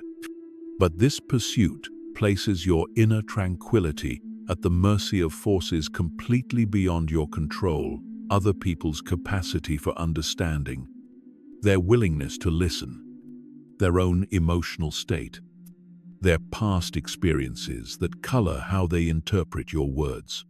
True peace begins where justification ends. It emerges in that sacred moment when you realize that you don't need anyone's permission to feel what you feel, choose what you choose, or be who you are. This isn't about becoming indifferent to others or closing your heart to connection. It's about recognizing that your inner peace is not a negotiable commodity that depends on external agreement. It's your birthright, your natural state, the foundation from which all authentic relationship and genuine contribution to the world can emerge. When you try to argue your way into peace, you're essentially making others responsible for your emotional state. You're saying that your tranquility depends on their understanding, their approval, their validation of your experience, but this places an impossible burden on relationships and sets up a dynamic where love becomes conditional on comprehension. The people who truly love you don't need to understand every aspect of your journey to honor your right to walk it. The Buddha taught extensively about the futility of seeking happiness through external conditions. He understood that as long as your peace depends on circumstances beyond your control, you will remain trapped in cycles of suffering. Others' understanding of you is one such external condition. No matter how perfectly you explain yourself, you cannot control how your words land in another person's consciousness, how they interpret your intentions, or whether they choose to see your truth. Internal alignment, on the other hand, is entirely within your domain. It's the harmony that emerges when your thoughts, feelings, and actions arise from the same source, your authentic self. When you're internally aligned, you don't need external agreement because you're not in conflict with yourself. You're not trying to be someone you're not or defend choices that don't truly reflect your values. You're simply living from your center, and this centered living creates its own sense of rightness that doesn't require validation from others. There's a profound teaching in the Tao Te Ching about the sage who accomplishes without striving, teaches without preaching, and leads without forcing. This sage has found the secret of internal alignment, of acting from such a centered place that external resistance becomes irrelevant. When you're aligned with your authentic self, you move through the world with a natural authority that doesn't need to defend itself because it's not attacking anything. This shift from seeking external agreement to cultivating internal alignment changes everything about how you navigate relationships and conflict. Instead of trying to convince others of your perspective, you simply live your truth and allow them to respond however they need to respond. Instead of explaining your choices to gain approval, you make choices that align with your deepest values and trust that the right people will support them without elaborate justification. The peace that comes from internal alignment is remarkably stable because it doesn't depend on external variables. It's like finding your balance on a boat, not by trying to still the ocean, but by developing such a strong center of gravity that you can ride the waves without losing your footing. Others may still misunderstand you, judge your choices, or question your path. But these external storms no longer have the power to disturb your inner equilibrium. This doesn't mean you become rigid or inflexible. Internal alignment actually creates more space for authentic response because you're not using your energy to maintain a defensive position. You can listen to others' perspectives without feeling threatened because your sense of self isn't dependent on their agreement. You can consider their input without losing touch with your own inner knowing. You can adapt and grow without abandoning your core truth. Tonight, as you explore what internal alignment feels like in your own body, notice the difference between the contracted energy of seeking external agreement and the spacious energy of resting in your own truth. Feel how the need for others' understanding creates tension in your chest and anxiety in your mind. Then drop into alignment and feel the natural ease, the quiet confidence, the sense of being exactly where you belong regardless of others' opinions. The peace that emerges from this internal alignment doesn't mean you stop caring about others or become indifferent to their feelings. It means you stop making their understanding a prerequisite for your own peace. You can love them, support them, and be present with them without needing them to validate your experience or agree with your choices. This creates space for much deeper, more authentic connection because you're relating from wholeness rather than need. This is the peace that the ancient masters pointed toward when they spoke of liberation, of freedom, of enlightenment, not the peace that comes from perfect circumstances or universal understanding, but the peace that emerges when you finally stop seeking your salvation in others' approval and start finding it in the vast, unconditional acceptance of your own awakened heart. There's a seductive illusion that has captured human hearts for centuries, the belief that somewhere in the vast universe of language exists the perfect combination of words that will unlock every closed mind, heal every misunderstanding, and bridge every gap between souls. You've probably felt this illusion's pull yourself, spending sleepless nights crafting the ideal text message, rehearsing the flawless explanation, or searching for just the right metaphor that will finally make someone see what you've been trying to share. But this pursuit of perfect words is like chasing a mirage in the desert, always promising relief, but never delivering the lasting peace you seek. The truth that spiritual masters have known for millennia is that words, no matter how carefully chosen, must pass through the filter of another person's consciousness before they can be received. This filter is woven from their personal history, their unhealed wounds, their current emotional state, their beliefs about themselves and the world, their capacity for understanding at this particular moment in their journey. What emerges on the other side of this filter is rarely what you intended to send. It's a translation of your truth through their reality. And this translation is often so far removed from your original meaning that you might not even recognize it. Think about the last time someone completely misinterpreted something you said, despite your careful choice of words. Perhaps you expressed a need for space and they heard rejection. Maybe you shared vulnerability and they heard weakness. Or you offered support and they heard judgment. In that moment of misunderstanding, you probably felt the frustration of realizing that no matter how clearly you thought you were communicating, your words were being processed through their unique perceptual lens, colored by experiences you knew nothing about. This filtering process happens unconsciously and automatically when someone hears your words. They're not just receiving the literal meaning of your language, they're interpreting that meaning through the lens of every similar conversation they've ever had, every wound that's been triggered by similar words, every expectation they carry about what you meant to communicate. Their response is often more about their internal landscape than your actual message. The ancient Buddhist teaching of perception points to this truth: we don't see things as they are, we see things as we are. This principle applies not just to visual perception, but to how we receive and interpret all forms of communication. When you speak your truth, others don't hear your truth.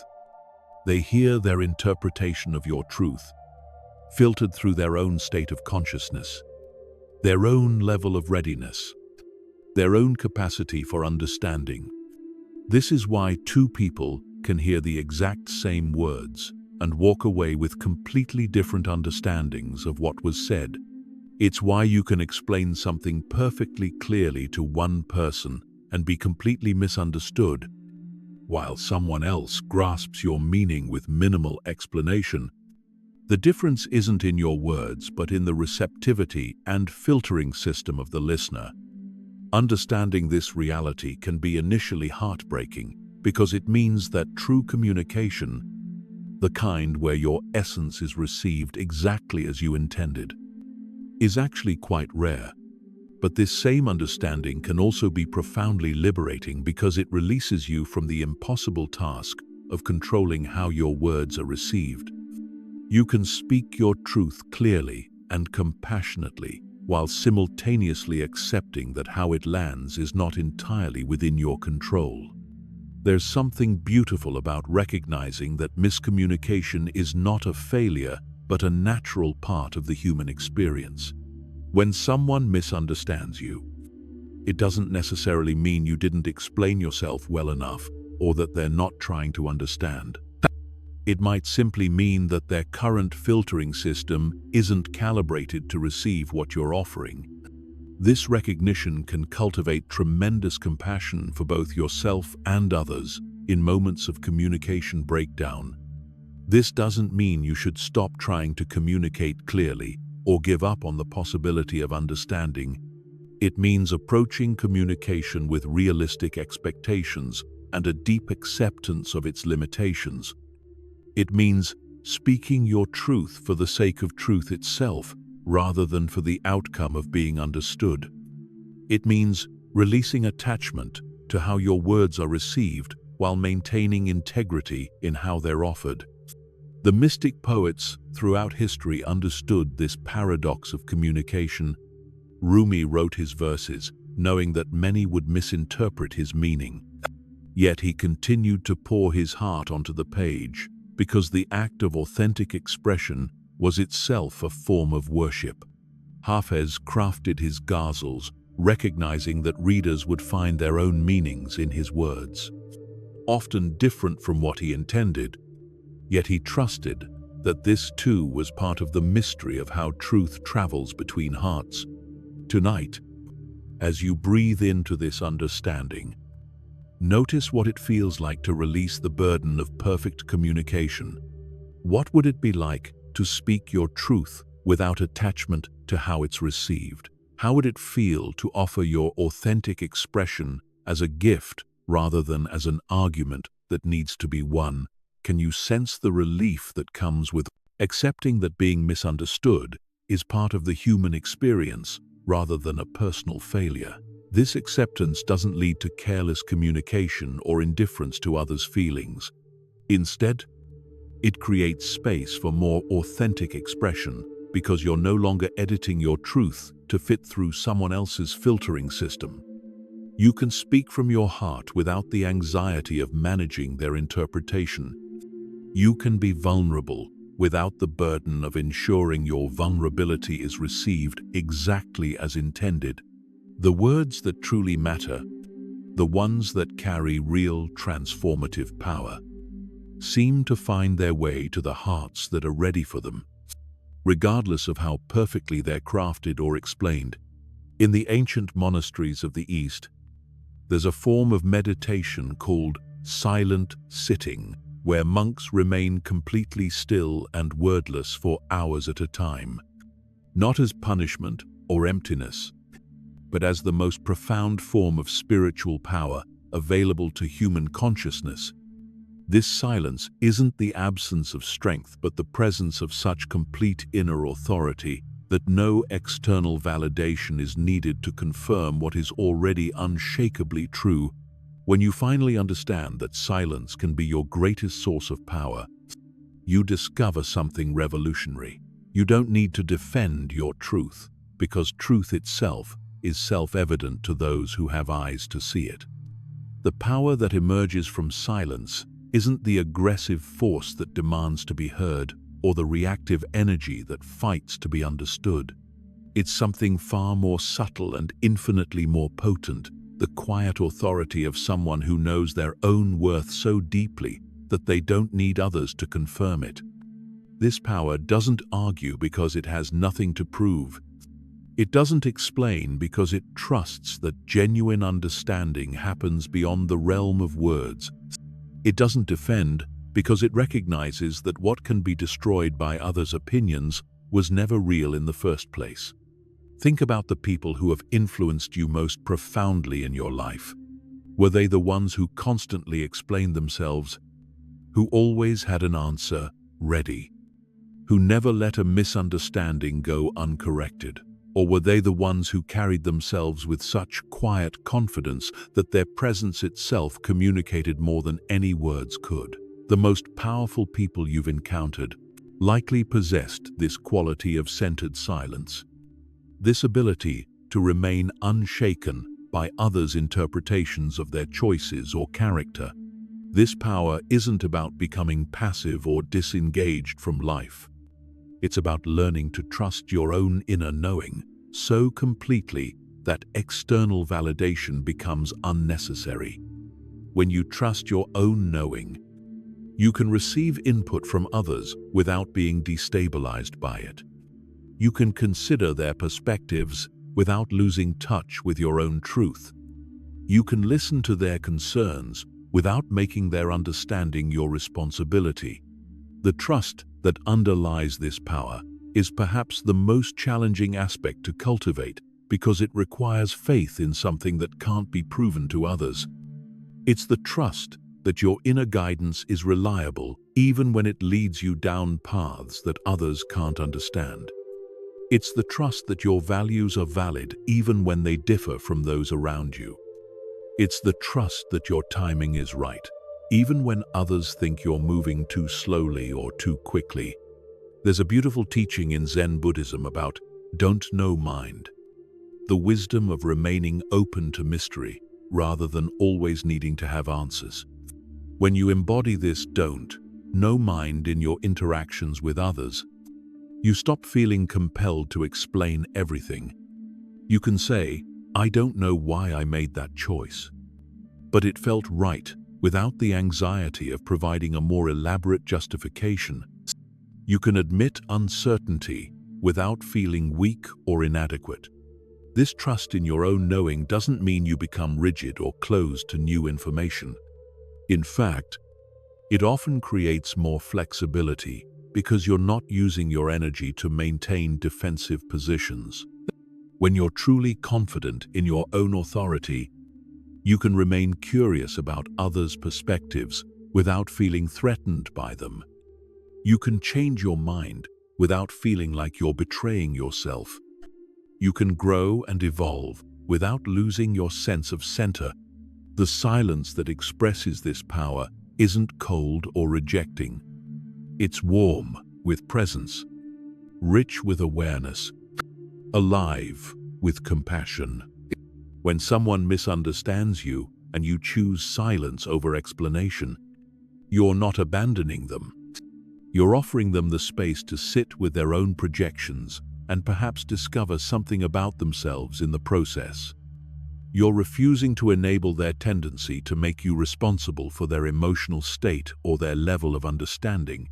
There's something profoundly healing about being in the presence of someone who doesn't need you to understand them in order to remain at peace with themselves. This kind of presence gives you permission to stop trying so hard to be understood and start trusting your own inner authority. It models a different way of being in the world, one based on internal validation rather than external approval. The power of silence also lies in its ability to create space for truth to emerge naturally. When you stop filling every gap with explanation, you allow room for deeper communication to occur. Sometimes, the most profound understanding happens not through words, but through the quality of presence you bring to a situation. Your silence can communicate acceptance, wisdom, or love more effectively than any explanation. Tonight, as you explore what this power feels like in your own body, notice the difference between the energy of explanation and the energy of silent knowing. Feel how explanation creates tension, urgency, and a grasping quality in your being. Then drop into silence and feel the natural spaciousness, the quiet confidence, the sense of being grounded in something that needs no external confirmation. This power isn't something you need to develop or achieve. It's something you need to remember and trust. It's the same power that guides your heart to beat without conscious effort, that grows your hair without your intervention, that heals your wounds without your management. This intelligent force is always available to you, but it gets drowned out by the noise of constant explanation and the anxiety of managing others' perceptions. When you learn to trust this inner knowing more than others' opinions, when you begin to value your own authority more than external validation, you discover that silence isn't empty. It's full of presence, rich with power, pregnant with possibility.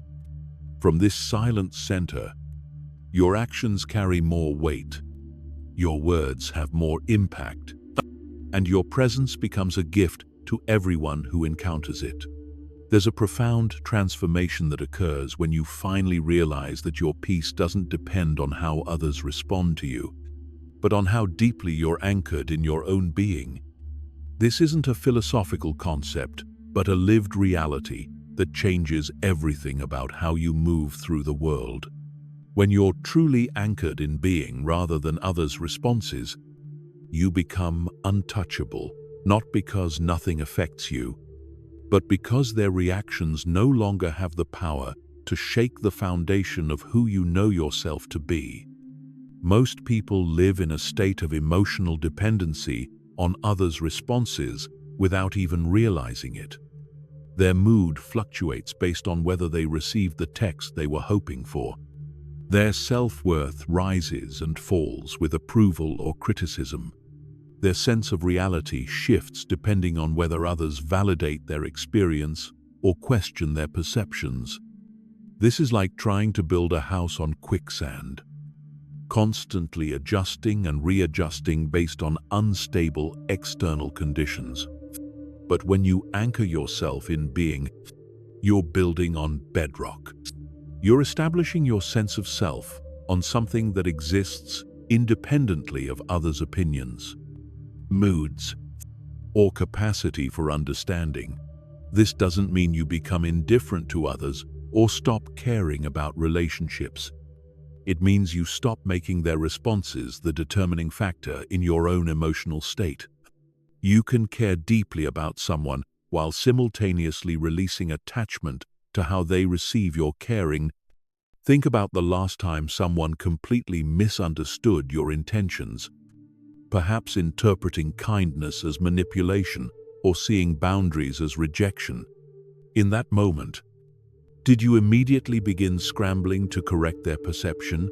Did their misunderstanding send you into a tailspin of explanation and justification, or were you able to remain centered in your own knowing of what you actually intended?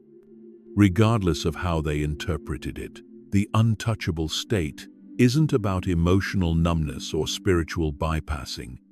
It's about developing such a strong relationship with your own truth that external storms can rage without disturbing your inner equilibrium. You can feel sadness when someone you love misunderstands you. But that sadness doesn't translate into frantic attempts to control their perception. You can feel disappointment when your kindness is met with suspicion. But that disappointment doesn't shake your commitment to continuing to act from love. This anchoring in being requires a fundamental shift in where you seek validation. Instead of looking to others to confirm your worth, your choices, or your experience, you begin to trust the quiet knowing that lives within you. This inner knowing doesn't speak in the urgent voice of ego that demands immediate external confirmation. It whispers in the patient voice of wisdom that has nothing to prove because it knows its own reality. The Buddhist teaching of equanimity points to this same quality of consciousness. Equanimity isn't indifference, but rather the ability to remain balanced and centered regardless of external circumstances. It's the capacity to witness praise and blame, understanding and misunderstanding, love and rejection with the same inner stability. This doesn't mean you don't have preferences or that nothing matters to you. It means you don't lose yourself in the emotional turbulence that others' responses might create. When you're anchored in being, you discover something remarkable. You become more genuinely loving, not less, because you're not using relationships to get your emotional needs met. You can show up more authentically for others. You can listen to their concerns without taking their distress personally. You can offer support without attachment to whether they accept it. You can express affection without needing it to be returned in a particular way. This untouchable quality also allows for much more honest communication. When you're not afraid of others' responses, you can speak your truth more directly. You don't have to soften your words to protect yourself from their reactions, because their reactions no longer determine your emotional state. This creates space for more authentic relationship, because people can feel that you're not trying to manage or control their responses. There's something deeply attractive about someone who is anchored in their own being. Others can sense when someone is not dependent on external validation for their sense of self-worth. This quality draws people in because it offers them permission to stop performing for approval themselves. Your untouchable state becomes a kind of invitation for others to find their own center rather than constantly seeking validation from external sources. The process of anchoring in being rather than others' responses is like learning to find your balance from within rather than depending on external support. At first, it might feel scary to release the crutch of others' approval. You might worry that without their validation, you'll discover you're not really worth much. But what you actually discover is the opposite, that your worth was never dependent on their recognition in the first place. Tonight, as you breathe into this understanding, feel what it's like to imagine yourself completely anchored in your own being. What would it feel like to know that your peace is not at the mercy of others' moods, interpretations, or responses? How would it change your interactions if you truly believed that their misunderstanding of you says more about their current capacity than your worth? This anchoring doesn't happen overnight. It's a practice of consistently choosing to trust your own knowing over others' opinions, of returning to your center when external storms arise, of remembering that you are the author of your own inner experience, regardless of how others respond to your outer expression. Each time you choose being over others' responses, you strengthen this anchor until it becomes unshakable. From this anchored place, you can love freely because you're not loving from need, but from fullness. You can give generously because you're not giving to get, but to express. You can be vulnerable because your vulnerability doesn't depend on others' capacity to hold it safely. This is the ultimate freedom, to be completely yourself, regardless of others' ability to understand or appreciate that self. There comes a moment in every soul's evolution when something profound shifts in the deepest chambers of your being, the quiet revolution of no longer needing to be understood by everyone you encounter. This isn't a dramatic rebellion or an angry rejection of human connection, but rather a gentle awakening to the truth that your life was never designed to fit neatly within the narrow frames of others' expectations or comprehension. It's the recognition that you've been trying to squeeze the infinite mystery of your being into boxes that were never meant to contain you. This revolution begins not with grand gestures, but with small, almost imperceptible acts of self-honoring. Perhaps it starts the moment you choose not to explain why you need solitude to someone who thrives on constant social connection. Maybe it emerges when you stop justifying your sensitivity to someone who has armored their heart against feeling, or it might dawn when you realize you no longer feel compelled to defend your unconventional path to those who find safety only in conformity. The beauty of this revolution lies in its gentleness. You're not declaring war on misunderstanding or becoming hostile toward those who can't grasp your truth. Instead, you're simply laying down the weapons of constant explanation and stepping out of the battlefield of others' opinions. You're choosing to invest your precious life energy in living your truth rather than defending it, in embodying your values rather than arguing for them.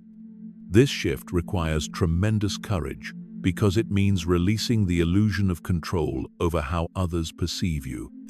For most of your life, you've probably believed that if you could just find the right words, choose the perfect examples, or explain your intentions clearly enough, you could prevent misunderstanding. But this revolution reveals the beautiful truth that you were never meant to be a puzzle that everyone could solve, or a book that every reader could comprehend. The fear that often arises with this recognition is profound. If I stop trying to be understood by everyone, will I end up alone? Will people abandon me if I stop performing my identity for their comfort? Will I lose connections if I refuse to shrink myself to fit their expectations? But what you discover through this revolution is exactly the opposite. When you stop trying to be understood by everyone, you become deeply understood by the right people. When you stop performing for approval, you attract those who appreciate your authenticity. There's something magnetic about someone who has given up the exhausting pursuit of universal understanding. People are drawn to those who are comfortable in their own skin, who don't need external validation to feel secure in their worth, who can remain centered regardless of others' interpretations of their choices. This quality is rare in a world full of people desperately trying to be seen correctly, and its rarity makes it precious. This revolution also frees you from the impossible task of being relatable to everyone. You begin to understand that your uniqueness isn't a flaw to be corrected, but a gift to be celebrated. Your particular way of seeing the world, your unusual combination of experiences and insights, your specific path through the landscape of human existence, these aren't meant to be universally comprehensible. They're meant to be authentically lived. The ancient Taoist concept of Wu Wei, or effortless action, points to this same truth. When you stop forcing yourself to fit into others' understanding, you begin to move through life with natural grace. You make choices based on inner alignment rather than external approval. You speak when moved to speak and remain silent when silence serves better. You follow your own rhythm rather than dancing to others' tempo. This doesn't mean you become indifferent to others' feelings or needs. In fact, the opposite often happens. When you're no longer using your energy to manage others' perceptions of you, you have more genuine presence available for real connection. You can listen more deeply because you're not simultaneously crafting your response. You can love more freely because you're not loving from a place of need for understanding. The revolution of not needing to be understood by everyone also includes releasing the need to understand everything about others. You begin to accept that people are gloriously complex, often contradictory, and frequently mysterious. You stop trying to figure everyone out and start appreciating them as fellow travelers on paths you may never fully comprehend. This creates space for much more authentic relationship because you're no longer trying to reduce others to categories you can understand. There's a profound peace that emerges from this revolution. It's the peace of no longer carrying the weight of everyone's potential misunderstanding. It's the relief of not having to have an answer for every question about your choices. It's the freedom of being able to say, I don't know why this feels right to me. But it does without anxiety about providing a more elaborate explanation. Tonight, as you rest in this understanding, imagine what your life would look like if you fully embraced this quiet revolution.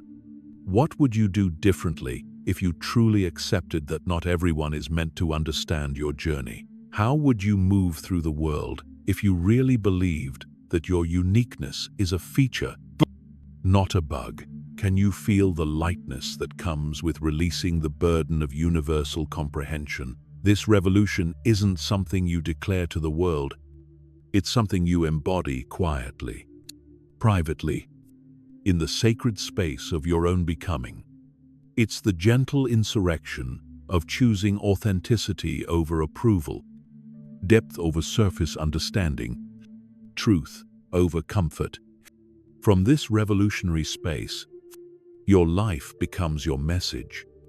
Your presence becomes your teaching, and your very being becomes an invitation for others to find their own courage, to be gloriously, mysteriously, unapologetically themselves.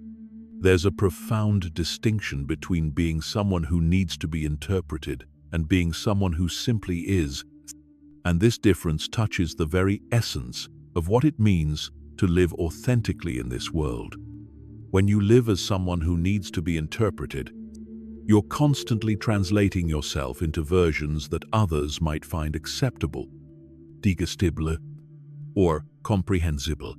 But when you simply exist as yourself, you operate from an entirely different frequency, one that communicates through presence rather than explanation, through energy rather than words, through the pure vibration of authentic being.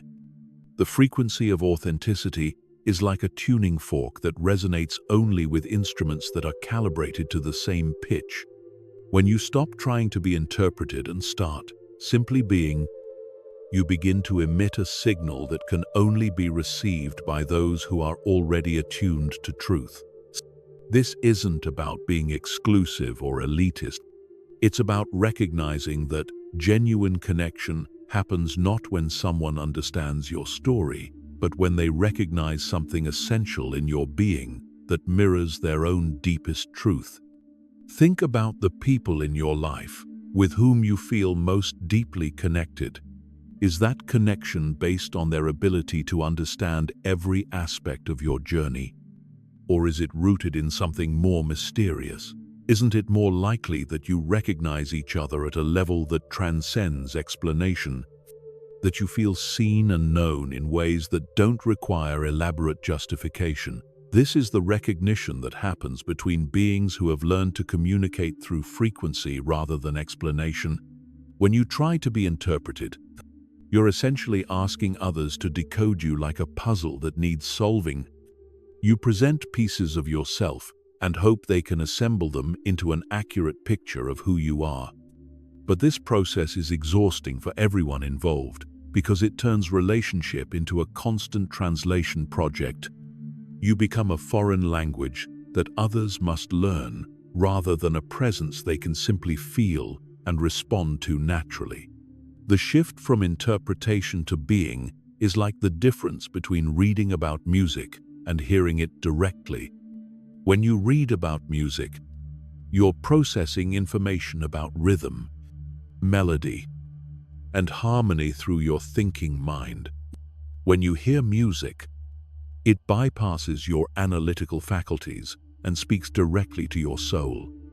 The same distinction applies to human connection when you simply are, without the need for interpretation. You speak the direct language of presence that can be felt even when it can't be understood intellectually. This frequency of authenticity has its own intelligence. It knows how to find those who are ready to receive it, while naturally repelling those who aren't. This isn't a conscious process of selection, but rather the organic way that truth recognizes itself wherever it appears. When you emit the frequency of authenticity, you don't need to advertise it or explain it. Those who are tuned to the same wavelength will feel it immediately, while those who aren't will simply experience it as neutral or even invisible. The ancient mystics understood this principle deeply. They knew that the most profound truths couldn't be taught through words, but only transmitted through presence. A master could sit in silence with a student and communicate more in that wordless space than through years of explanation. This transmission happened not through the mind, but through the direct recognition of consciousness meeting itself in another form. When you operate from the frequency of authenticity, you also become less attached to outcomes in your relationships. You're not trying to convince anyone of anything or make them see you in a particular way. You're simply offering your genuine presence and allowing others to respond however they need to respond. This creates tremendous freedom because you're no longer responsible for managing others' reactions or understanding. There's something deeply restful about being with someone who doesn't need to be interpreted. Their presence is clear, direct, and immediately available. You don't have to work to understand them because their authenticity speaks a language that your soul already knows. This is the kind of presence you can offer to others when you stop trying to be interpreted and start simply being. This frequency also has the power to give others permission to stop performing. When you're authentically yourself, without apology or explanation, you create a field where others can relax their own efforts to be understood. Your undefended presence becomes an invitation for them to drop their masks and meet you in the space of genuine being rather than interpreted personality. The courage required to live from this frequency can't be underestimated. It means releasing the safety net of explanation and trusting that your authentic presence is enough. It means believing that the right connections will happen naturally when you're truly yourself, without the need for elaborate introduction or justification. It means having faith that truth recognizes truth, even across the vast differences in human experience and understanding. Tonight, as you breathe into this understanding, feel the difference between the energy of needing to be interpreted and the energy of simply being. Notice how the need for interpretation creates a grasping quality, a reaching toward others for validation. Then drop into simple being and feel the natural radiance, the effortless presence, the quiet confidence that needs no external confirmation. This shift from interpretation to being isn't about becoming perfect or having all the answers. It's about becoming so comfortable with your own mystery that you no longer feel compelled to solve yourself for others. It's about trusting that your authentic frequency will attract exactly what belongs in your life, while naturally filtering out what doesn't serve your highest good. When you stop trying to be interpreted and start simply being, you discover that connection happens not through understanding but through recognition, not through explanation but through resonance, not through words but through the wordless transmission of one authentic being meeting another in the space where all souls speak the same eternal language. There exists in the human experience something far more profound than the clarity that comes from perfect explanation, the mystery of presence that touches hearts without ever being fully understood by minds. This mystery is what draws you to certain people without knowing exactly why. What makes some conversations unforgettable, even when you can't remember the specific words that were spoken? What creates the sense of being deeply known by someone who may not understand the details of your life at all? The pursuit of clarity through explanation is understandable, but ultimately limiting. When you try to make yourself clear to others, you're essentially attempting to reduce the infinite complexity of your being into digestible concepts that their thinking mind can process. But the most important aspects of who you are exist beyond the reach of conceptual understanding: your essence, your soul's unique frequency, the particular way love moves through you, the specific quality of presence you bring to the world. These cannot be explained, only experienced. Consider how a piece of music affects you. You might be able to analyze its structure, describe its rhythm, or explain its harmonic progressions.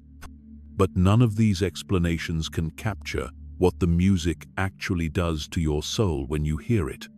The power of the music lies not in its explanation, but in its presence. Not in being understood, but in being felt. Your own presence carries this same mysterious power when you stop trying to explain it and start trusting its natural ability to touch others at levels deeper than thought. The mystery of presence operates according to laws that the rational mind cannot grasp. Sometimes a single look exchanged between strangers carries more meaning than hours of conversation. Sometimes a moment of shared silence communicates more than the most eloquent speech. Sometimes, being in the presence of someone who has found peace teaches you more about peace than any book on the subject ever could. These transmissions happen in the realm of mystery, where souls recognize each other beyond the need for introduction or explanation.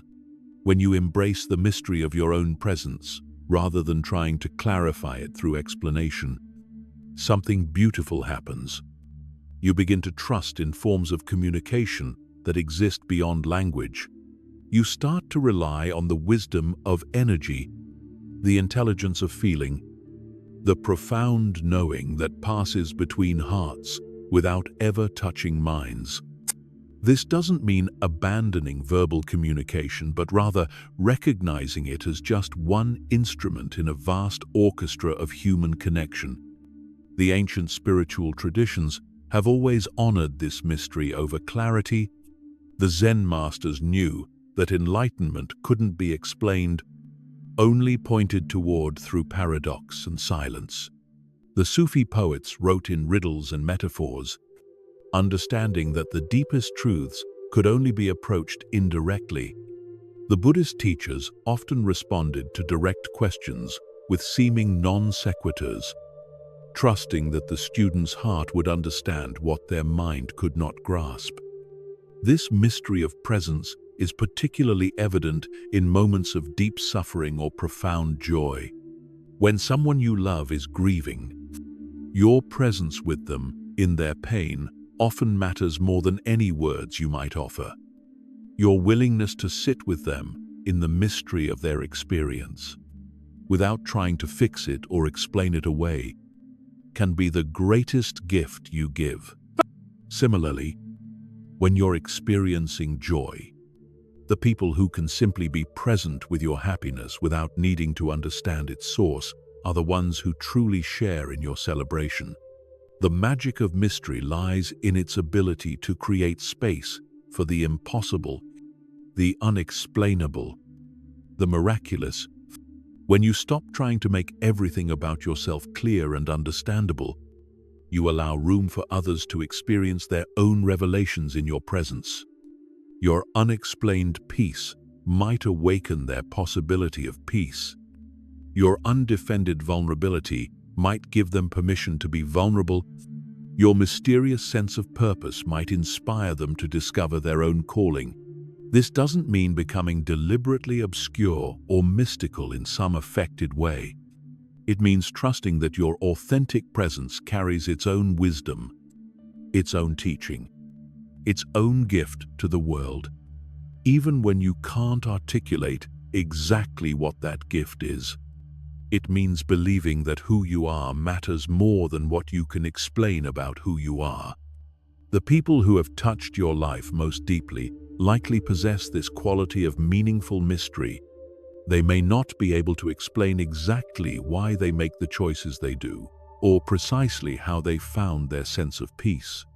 But their presence itself teaches you something essential about being human. They embody qualities that you recognize and long for, even if you can't define those qualities clearly. Tonight, as you rest in this understanding, feel into the mystery of your own presence. What is it that you carry that can't be explained but can be felt? What quality of being do you offer to the world that exists beyond words? Can you sense the profound gift you are to others? Not through your ability to be understood, but through your willingness to remain beautifully, inexplicably yourself. This mystery isn't something you need to create or develop. It's already there, woven into the fabric of your being, waiting to be honored rather than explained away. It's the indefinable something that makes you uniquely you, the particular way consciousness expresses itself through your individual existence, the specific flavor of love that only you can offer to the world. When you trust in this mystery over clarity, you give others permission to be mysterious too. You stop demanding that they explain themselves and start appreciating them for the unexplainable gifts they bring to your life. You create relationships based on presence rather than understanding, on recognition rather than explanation, on the profound knowing that some of the most important truths can only be lived, never spoken. This is where real magic happens, in the space between souls, where mystery meets mystery, where presence recognizes presence, where the inexplicable beauty of one being touches the inexplicable beauty of another. There's a moment of profound awakening that arrives when you finally understand a liberating truth that has the power to transform your entire relationship with conflict, criticism, and the constant pressure to justify your existence. Your life is not a courtroom, and you are not on trial. This recognition dissolves years of conditioning that taught you to live defensively, always ready with evidence of your worth, always prepared to argue your case before the imaginary jury of others' opinions.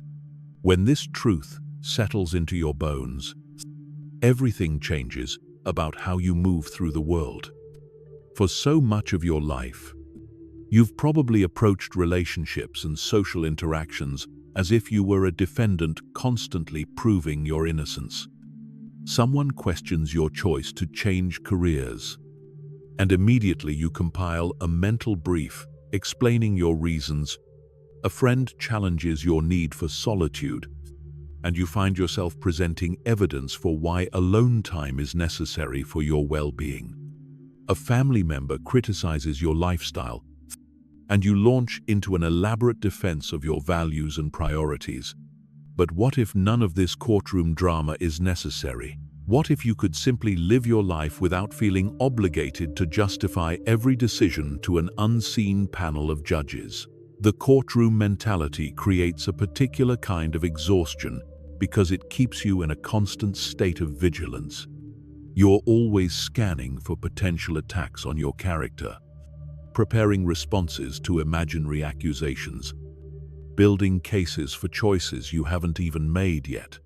Your mind becomes like an overworked attorney, never quite able to rest because there's always another argument to prepare, another defense to construct, another plea to craft for understanding and approval. Spiritual maturity begins with the radical recognition that you didn't come into this world to be understood by everyone or approved of by the masses.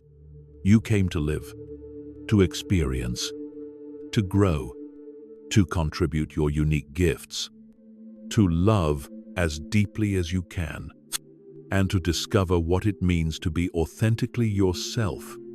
None of these purposes require you to justify your existence to others or prove your worth through elaborate explanations.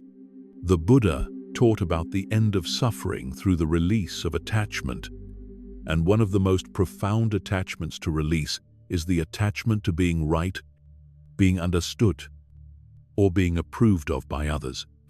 When you stop needing to win the case of your own life in the court of public opinion, you discover a freedom that most people never experience. You can make choices based on inner wisdom rather than external validation.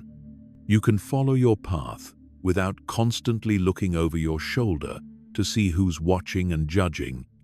This doesn't mean becoming callous or indifferent to others' feelings. It means recognizing the difference between being considerate and being controlled by others' opinions. You can care about how your actions affect people without making their approval the determining factor in your decisions. You can listen to feedback without immediately assuming you need to defend yourself against it. You can receive criticism without treating it as an indictment of your entire character. The shift from defendant to sovereign is one of the most empowering transformations you can experience. A defendant lives at the mercy of the court's judgment, constantly trying to prove their innocence and worth. A sovereign knows their own value and doesn't seek validation from external authorities. This doesn't mean becoming arrogant or dismissive of others, but rather finding your authority within yourself instead of constantly seeking it from outside sources. When you're no longer living in a courtroom, You can approach conflicts and misunderstandings with curiosity rather than defensiveness. Instead of immediately building your case when someone disagrees with you, you can genuinely explore their perspective without feeling threatened by it. You can say things like, "That's an interesting way to see it," or "I hadn't considered that angle," without feeling like you're betraying your own position. This spiritual maturity also allows you to hold space for others' projections without taking them personally. When someone accuses you of being selfish for setting boundaries, you can recognize that their accusation says more about their own relationship with boundaries than it does about your character. When someone interprets your quietness as unfriendliness, you can understand that their interpretation is filtered through their own insecurities rather than being an accurate assessment of your intentions. The peace that comes from no longer living as a defendant is profound and lasting because it doesn't depend on external circumstances. You're not constantly waiting for the verdict of others' approval because you've stopped submitting your life for their judgment. You can receive praise without becoming attached to it, and criticism without being devastated by it, because your sense of self-worth comes from within rather than from the fluctuating opinions of others. Tonight, as you breathe into this understanding, imagine what it would feel like to step out of the courtroom of others' opinions once and for all. What would it be like to live without the constant background anxiety of being judged? How would it change your relationships if you truly believed that you don't owe anyone an explanation for your authentic choices? Can you feel the caprivos and hs relief that comes with recognizing that your life is your own to live, not a case to be won or lost in the court of public opinion? This spiritual maturity doesn't arrive overnight. It's cultivated through consistent practice of trusting your own inner authority over others' external judgments. Each time you choose to honor your truth without immediately explaining it, you strengthen your sovereignty. Each time you receive criticism without launching into defensive mode, you practice the art of spiritual maturity. Each time you make a choice based on inner wisdom rather than others' approval, you step further out of the courtroom and into the freedom of authentic living.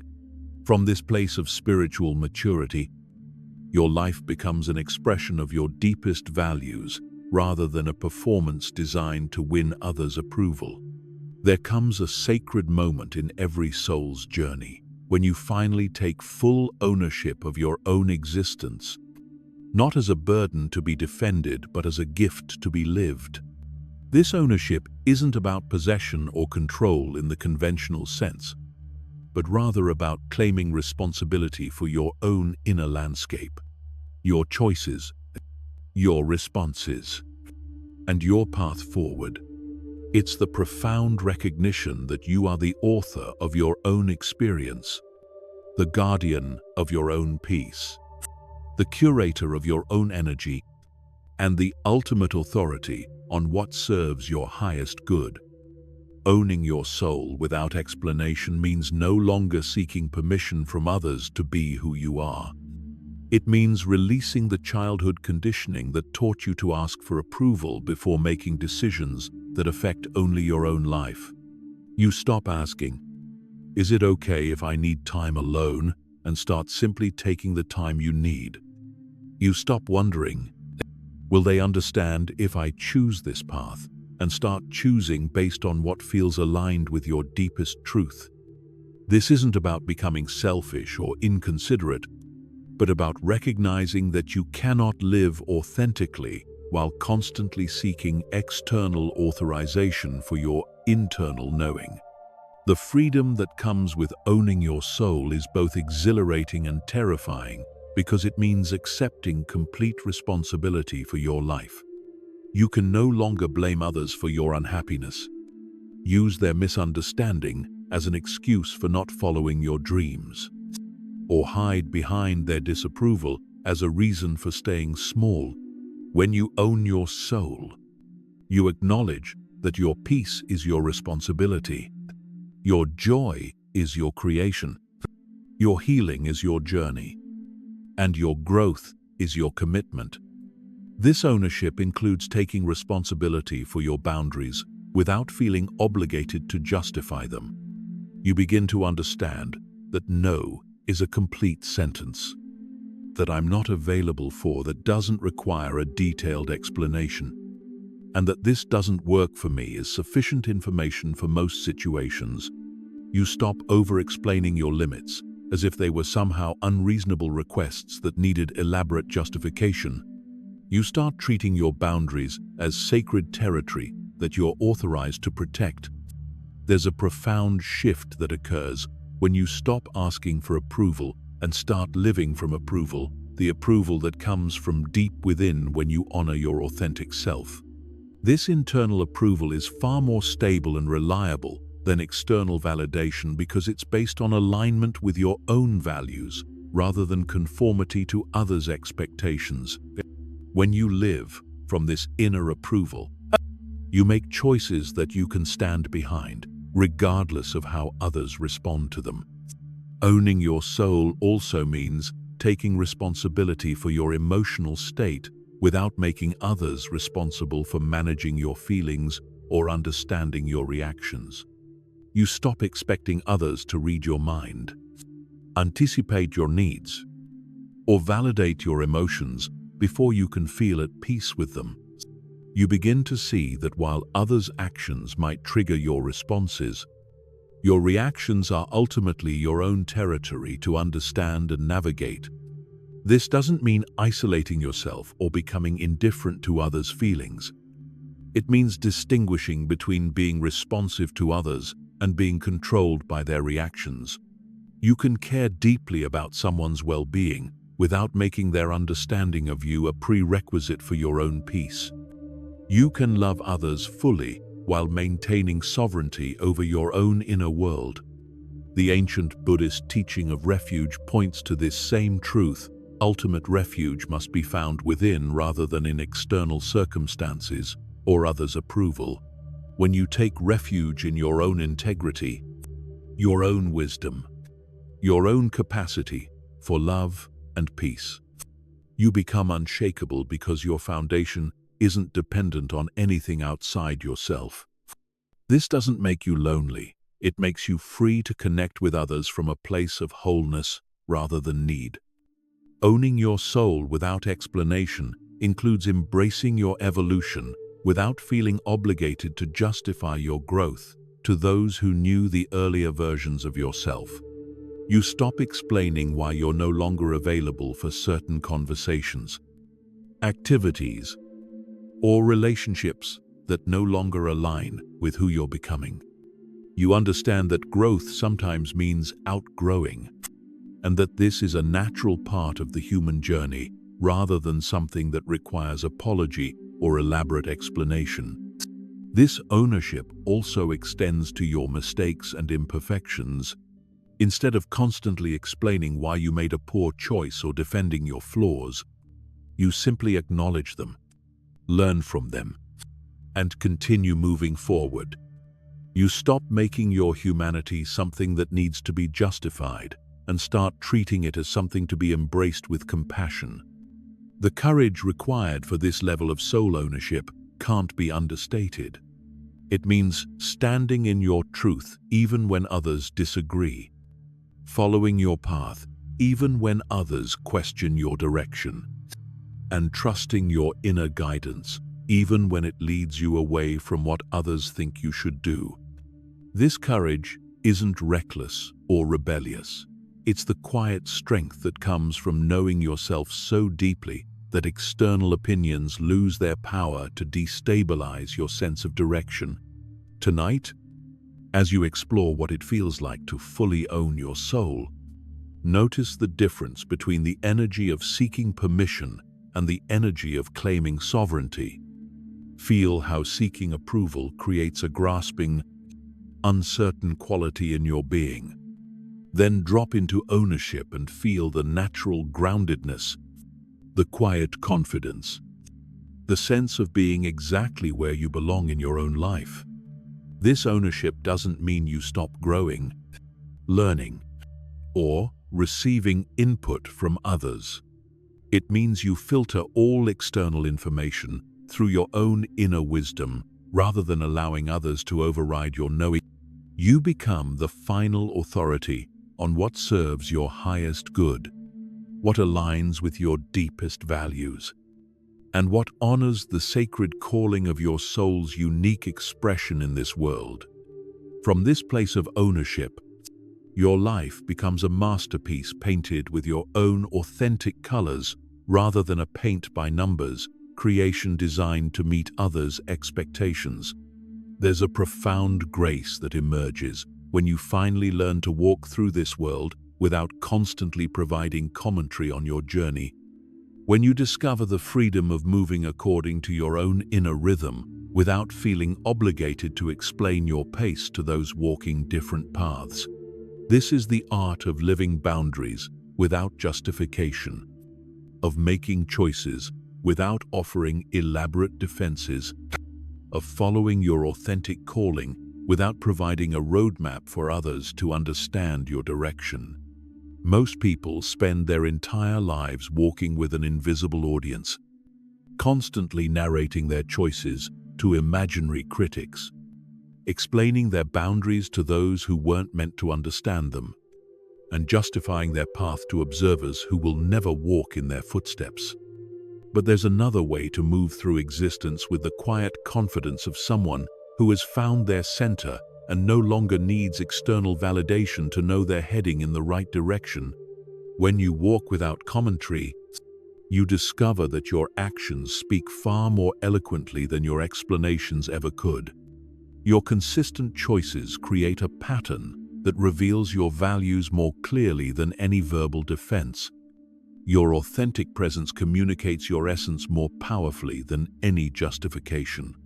Your lived example teaches more effectively than any explanation of your philosophy or approach to life.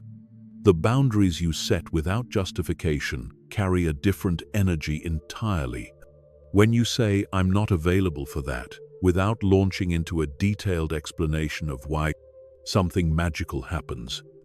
People tend to respect the boundary more rather than less. There's something about unjustified boundaries that communicates their non-negotiable nature. When you over-explain your limits, you unconsciously invite negotiation, debate, and attempts to convince you otherwise. This doesn't mean becoming cold or uncaring in your interactions. It means recognizing the difference between being considerate and being controlled by others' need for understanding. You can be kind while maintaining firm boundaries. You can be loving while refusing to justify your limits. You can be compassionate while declining to provide elaborate explanations for your choices. Think about the people in your life who command the most respect. Are they the ones who constantly explain their decisions, or are they the ones who simply make choices and stand by them with quiet confidence? There's something inherently trustworthy about someone who doesn't need to convince you of their choices because they're so aligned with those choices themselves. Walking without commentary also means releasing yourself from the exhausting role of being everyone's teacher or guide. You stop feeling responsible for helping others understand your journey because you recognize that their understanding isn't necessary for your peace or progress. Your path is yours to walk, not yours to explain. Their confusion about your choices is their experience to navigate, not your problem to solve. This approach to life requires tremendous trust in your own inner guidance.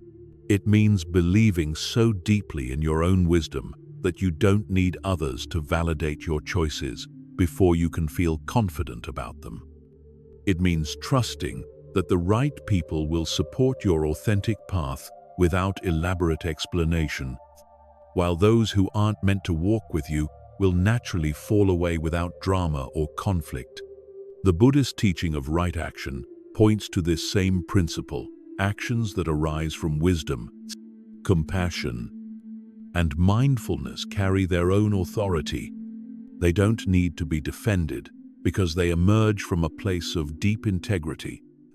When your choices come from authentic alignment rather than ego or fear, they possess a natural rightness that others can feel even when they can't understand it intellectually. Walking without commentary doesn't mean never sharing your thoughts or feelings with others. It means sharing from a place of authentic expression rather than defensive explanation. You might choose to share your perspective because it feels true to express it, not because you need others to agree with it. You might offer your experience because it could be helpful to someone, not because you need them to validate your journey.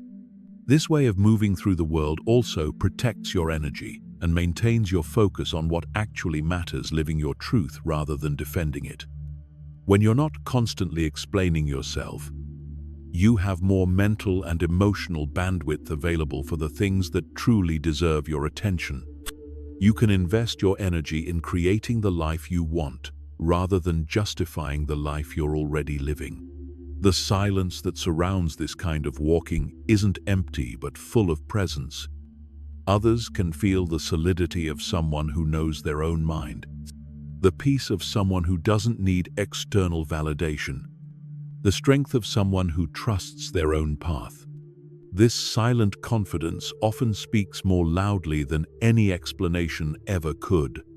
Tonight, as you imagine yourself walking through life without the need for constant commentary, feel the lightness that comes with this freedom.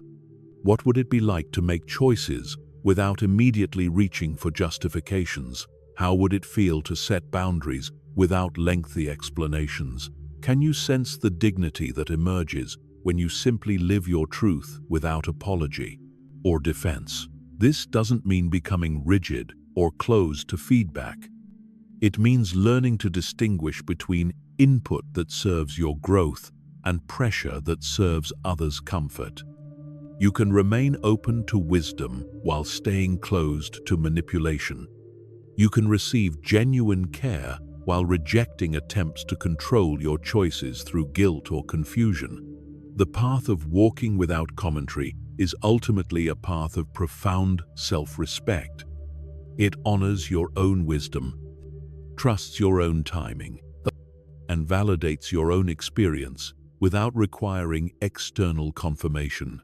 From this place of inner authority, your life becomes a seamless expression of your deepest values, rather than a series of decisions that need to be defended to an audience that was never meant to understand your journey in the first place. When you walk this way, with quiet confidence and without the need for commentary, you give others permission to do the same, creating a world where authenticity is honored more than explanation. There's a profound moment of realization that arrives when you finally understand that your life itself has become your message, that your energy has transformed into your clearest form of communication, and that your presence speaks a language far more eloquent than any words you could ever arrange. This isn't a philosophical concept, but a lived reality that emerges when you stop trying to convince others of your worth and start embodying it so completely that it becomes undeniable to those who have eyes to see. When your life becomes your message, everything changes about how you approach relationships, challenges, and daily interactions. You're no longer performing your values for others to witness. You're living them so authentically that they radiate from every choice you make, every boundary you set, every response you offer to life's endless invitations. Your integrity becomes visible, not through your explanations, but through the consistent alignment between what you believe and how you actually show up in the world. Think about the people who have influenced you most deeply throughout your life. Were they the ones who talked constantly about their principles? Or were they the ones whose principles were so woven into their being that you could feel their values in their presence? The teachers who changed your perspective, the friends who inspired your growth, the strangers who left lasting impressions. Didn't they all possess this quality of embodied authenticity that spoke without words? Your energy becomes your clarity when you stop dispersing it in endless explanations and start gathering it into focused presence. Instead of scattering your life force across countless attempts to be understood, you consolidate it into a coherent vibration that communicates your essence directly. This concentrated energy carries information that bypasses the thinking mind and speaks directly to the intuitive knowing that exists in others. This energetic clarity doesn't require others to understand your story to feel your truth. A person might know nothing about your background, your struggles, or your journey, yet still be deeply affected by the quality of peace you've cultivated, the strength you've developed, or the love you've learned to embody. Your energy precedes your words and often communicates more accurately than any explanation you might offer. When presence becomes your language, you discover forms of communication that exist beyond the limitations of verbal expression. Your silence can offer comfort to someone in pain more effectively than any advice. Your calm can steady someone's anxiety more powerfully than any reassurance. Your groundedness can provide safety for someone's vulnerability more reliably than any promise. This is the language of being, and it speaks directly to the deepest parts of others that often remain untouched by words. The ancient masters understood this principle intimately. The Buddha's enlightenment was transmitted not through elaborate explanations but through his transformed presence. Jesus taught as much through his way of being as through his parables. Lao Tzu's wisdom was embodied in his naturalness. His effortless way of moving through the world in harmony with the Tao. They all knew that the most profound teachings are lived rather than spoken. This transformation from explanation to embodiment also attracts different types of relationships into your life. Instead of drawing people who are fascinated by your story or impressed by your ability to articulate your experiences, you begin to magnetize those who resonate with your essence. These connections feel different because they're based on recognition rather than understanding, on energy rather than explanation, on being rather than telling. Your presence as language also has the power to give others permission to be authentic without explanation. When you show up as genuinely yourself, without apology or justification, you create a field where others can relax their own performance and remember what it feels like to simply be. This is one of the greatest gifts you can offer to the world, the modeling of what it looks like to live from authenticity rather than explanation. There's something deeply restful about being with someone whose life is their message. You don't have to decode them or figure them out because their presence is clear and direct.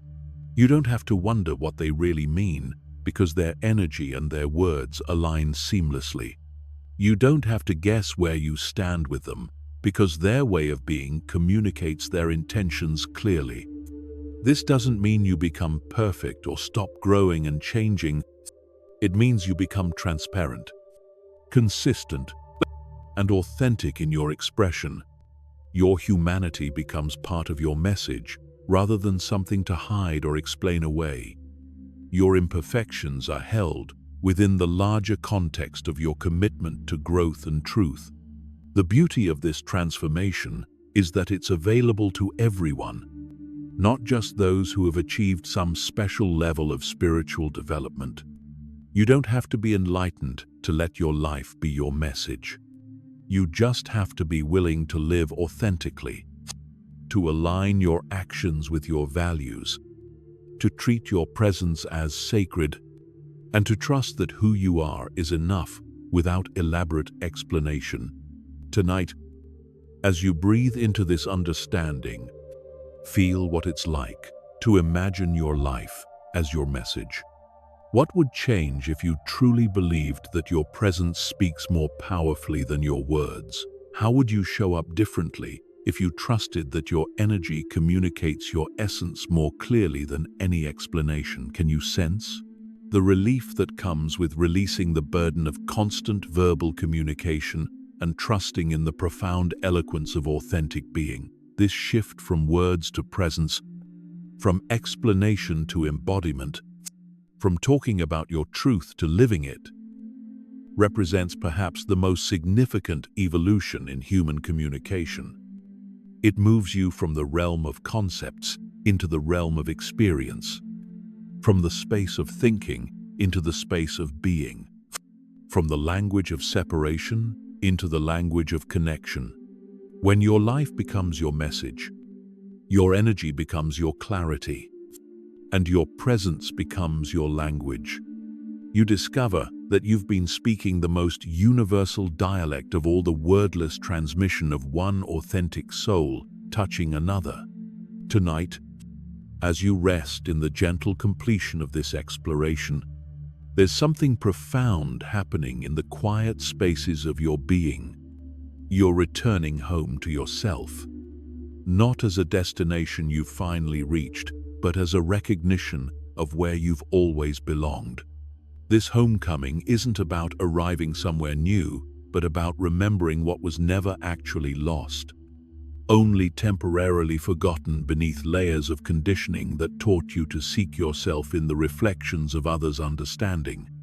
The fullness of being that awaits you in this return has nothing to do with having all the answers, achieving perfect clarity, or finally making everyone understand who you are.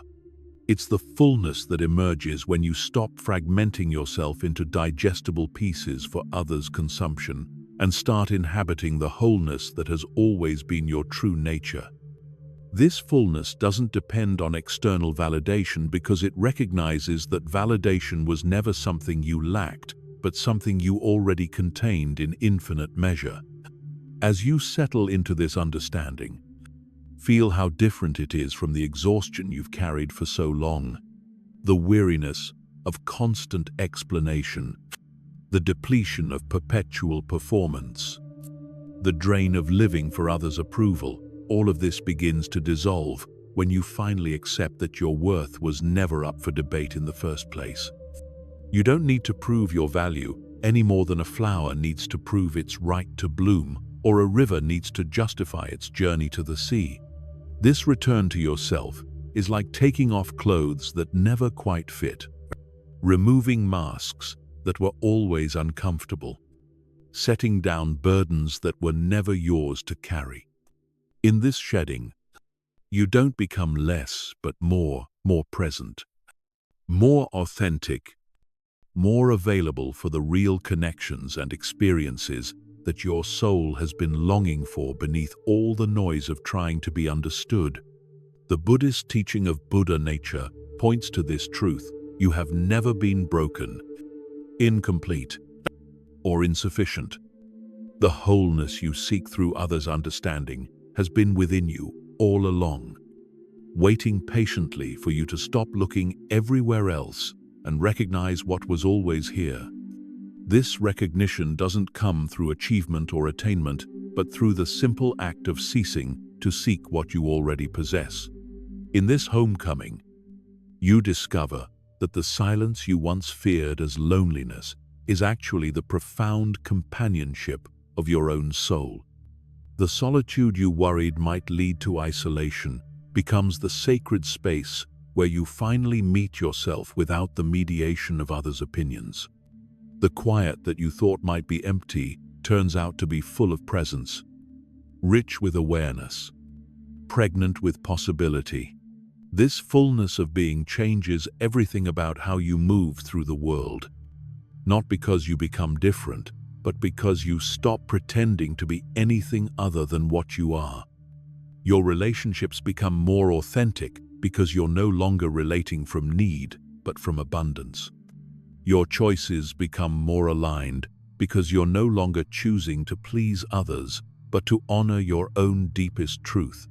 Your presence becomes more powerful because you're no longer scattering your energy in explanations, but gathering it into focused authenticity. The peace that emerges from this return isn't the fragile peace that depends on perfect circumstances or universal understanding. It's the unshakable peace that comes from being so rooted in your own truth that external storms can rage without disturbing your inner equilibrium. This peace doesn't mean you stop caring about others or become indifferent to their feelings.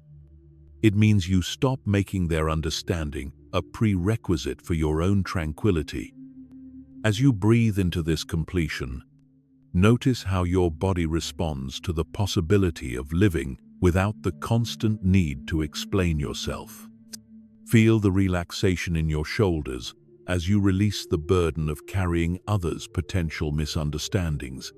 Notice the deepening of your breath as you let go of the anxiety that comes from trying to control how others perceive you. Sense the natural expansion in your chest as you create space for your authentic self to emerge without apology. This return to yourself is not a selfish withdrawal from the world, but a generous offering to it.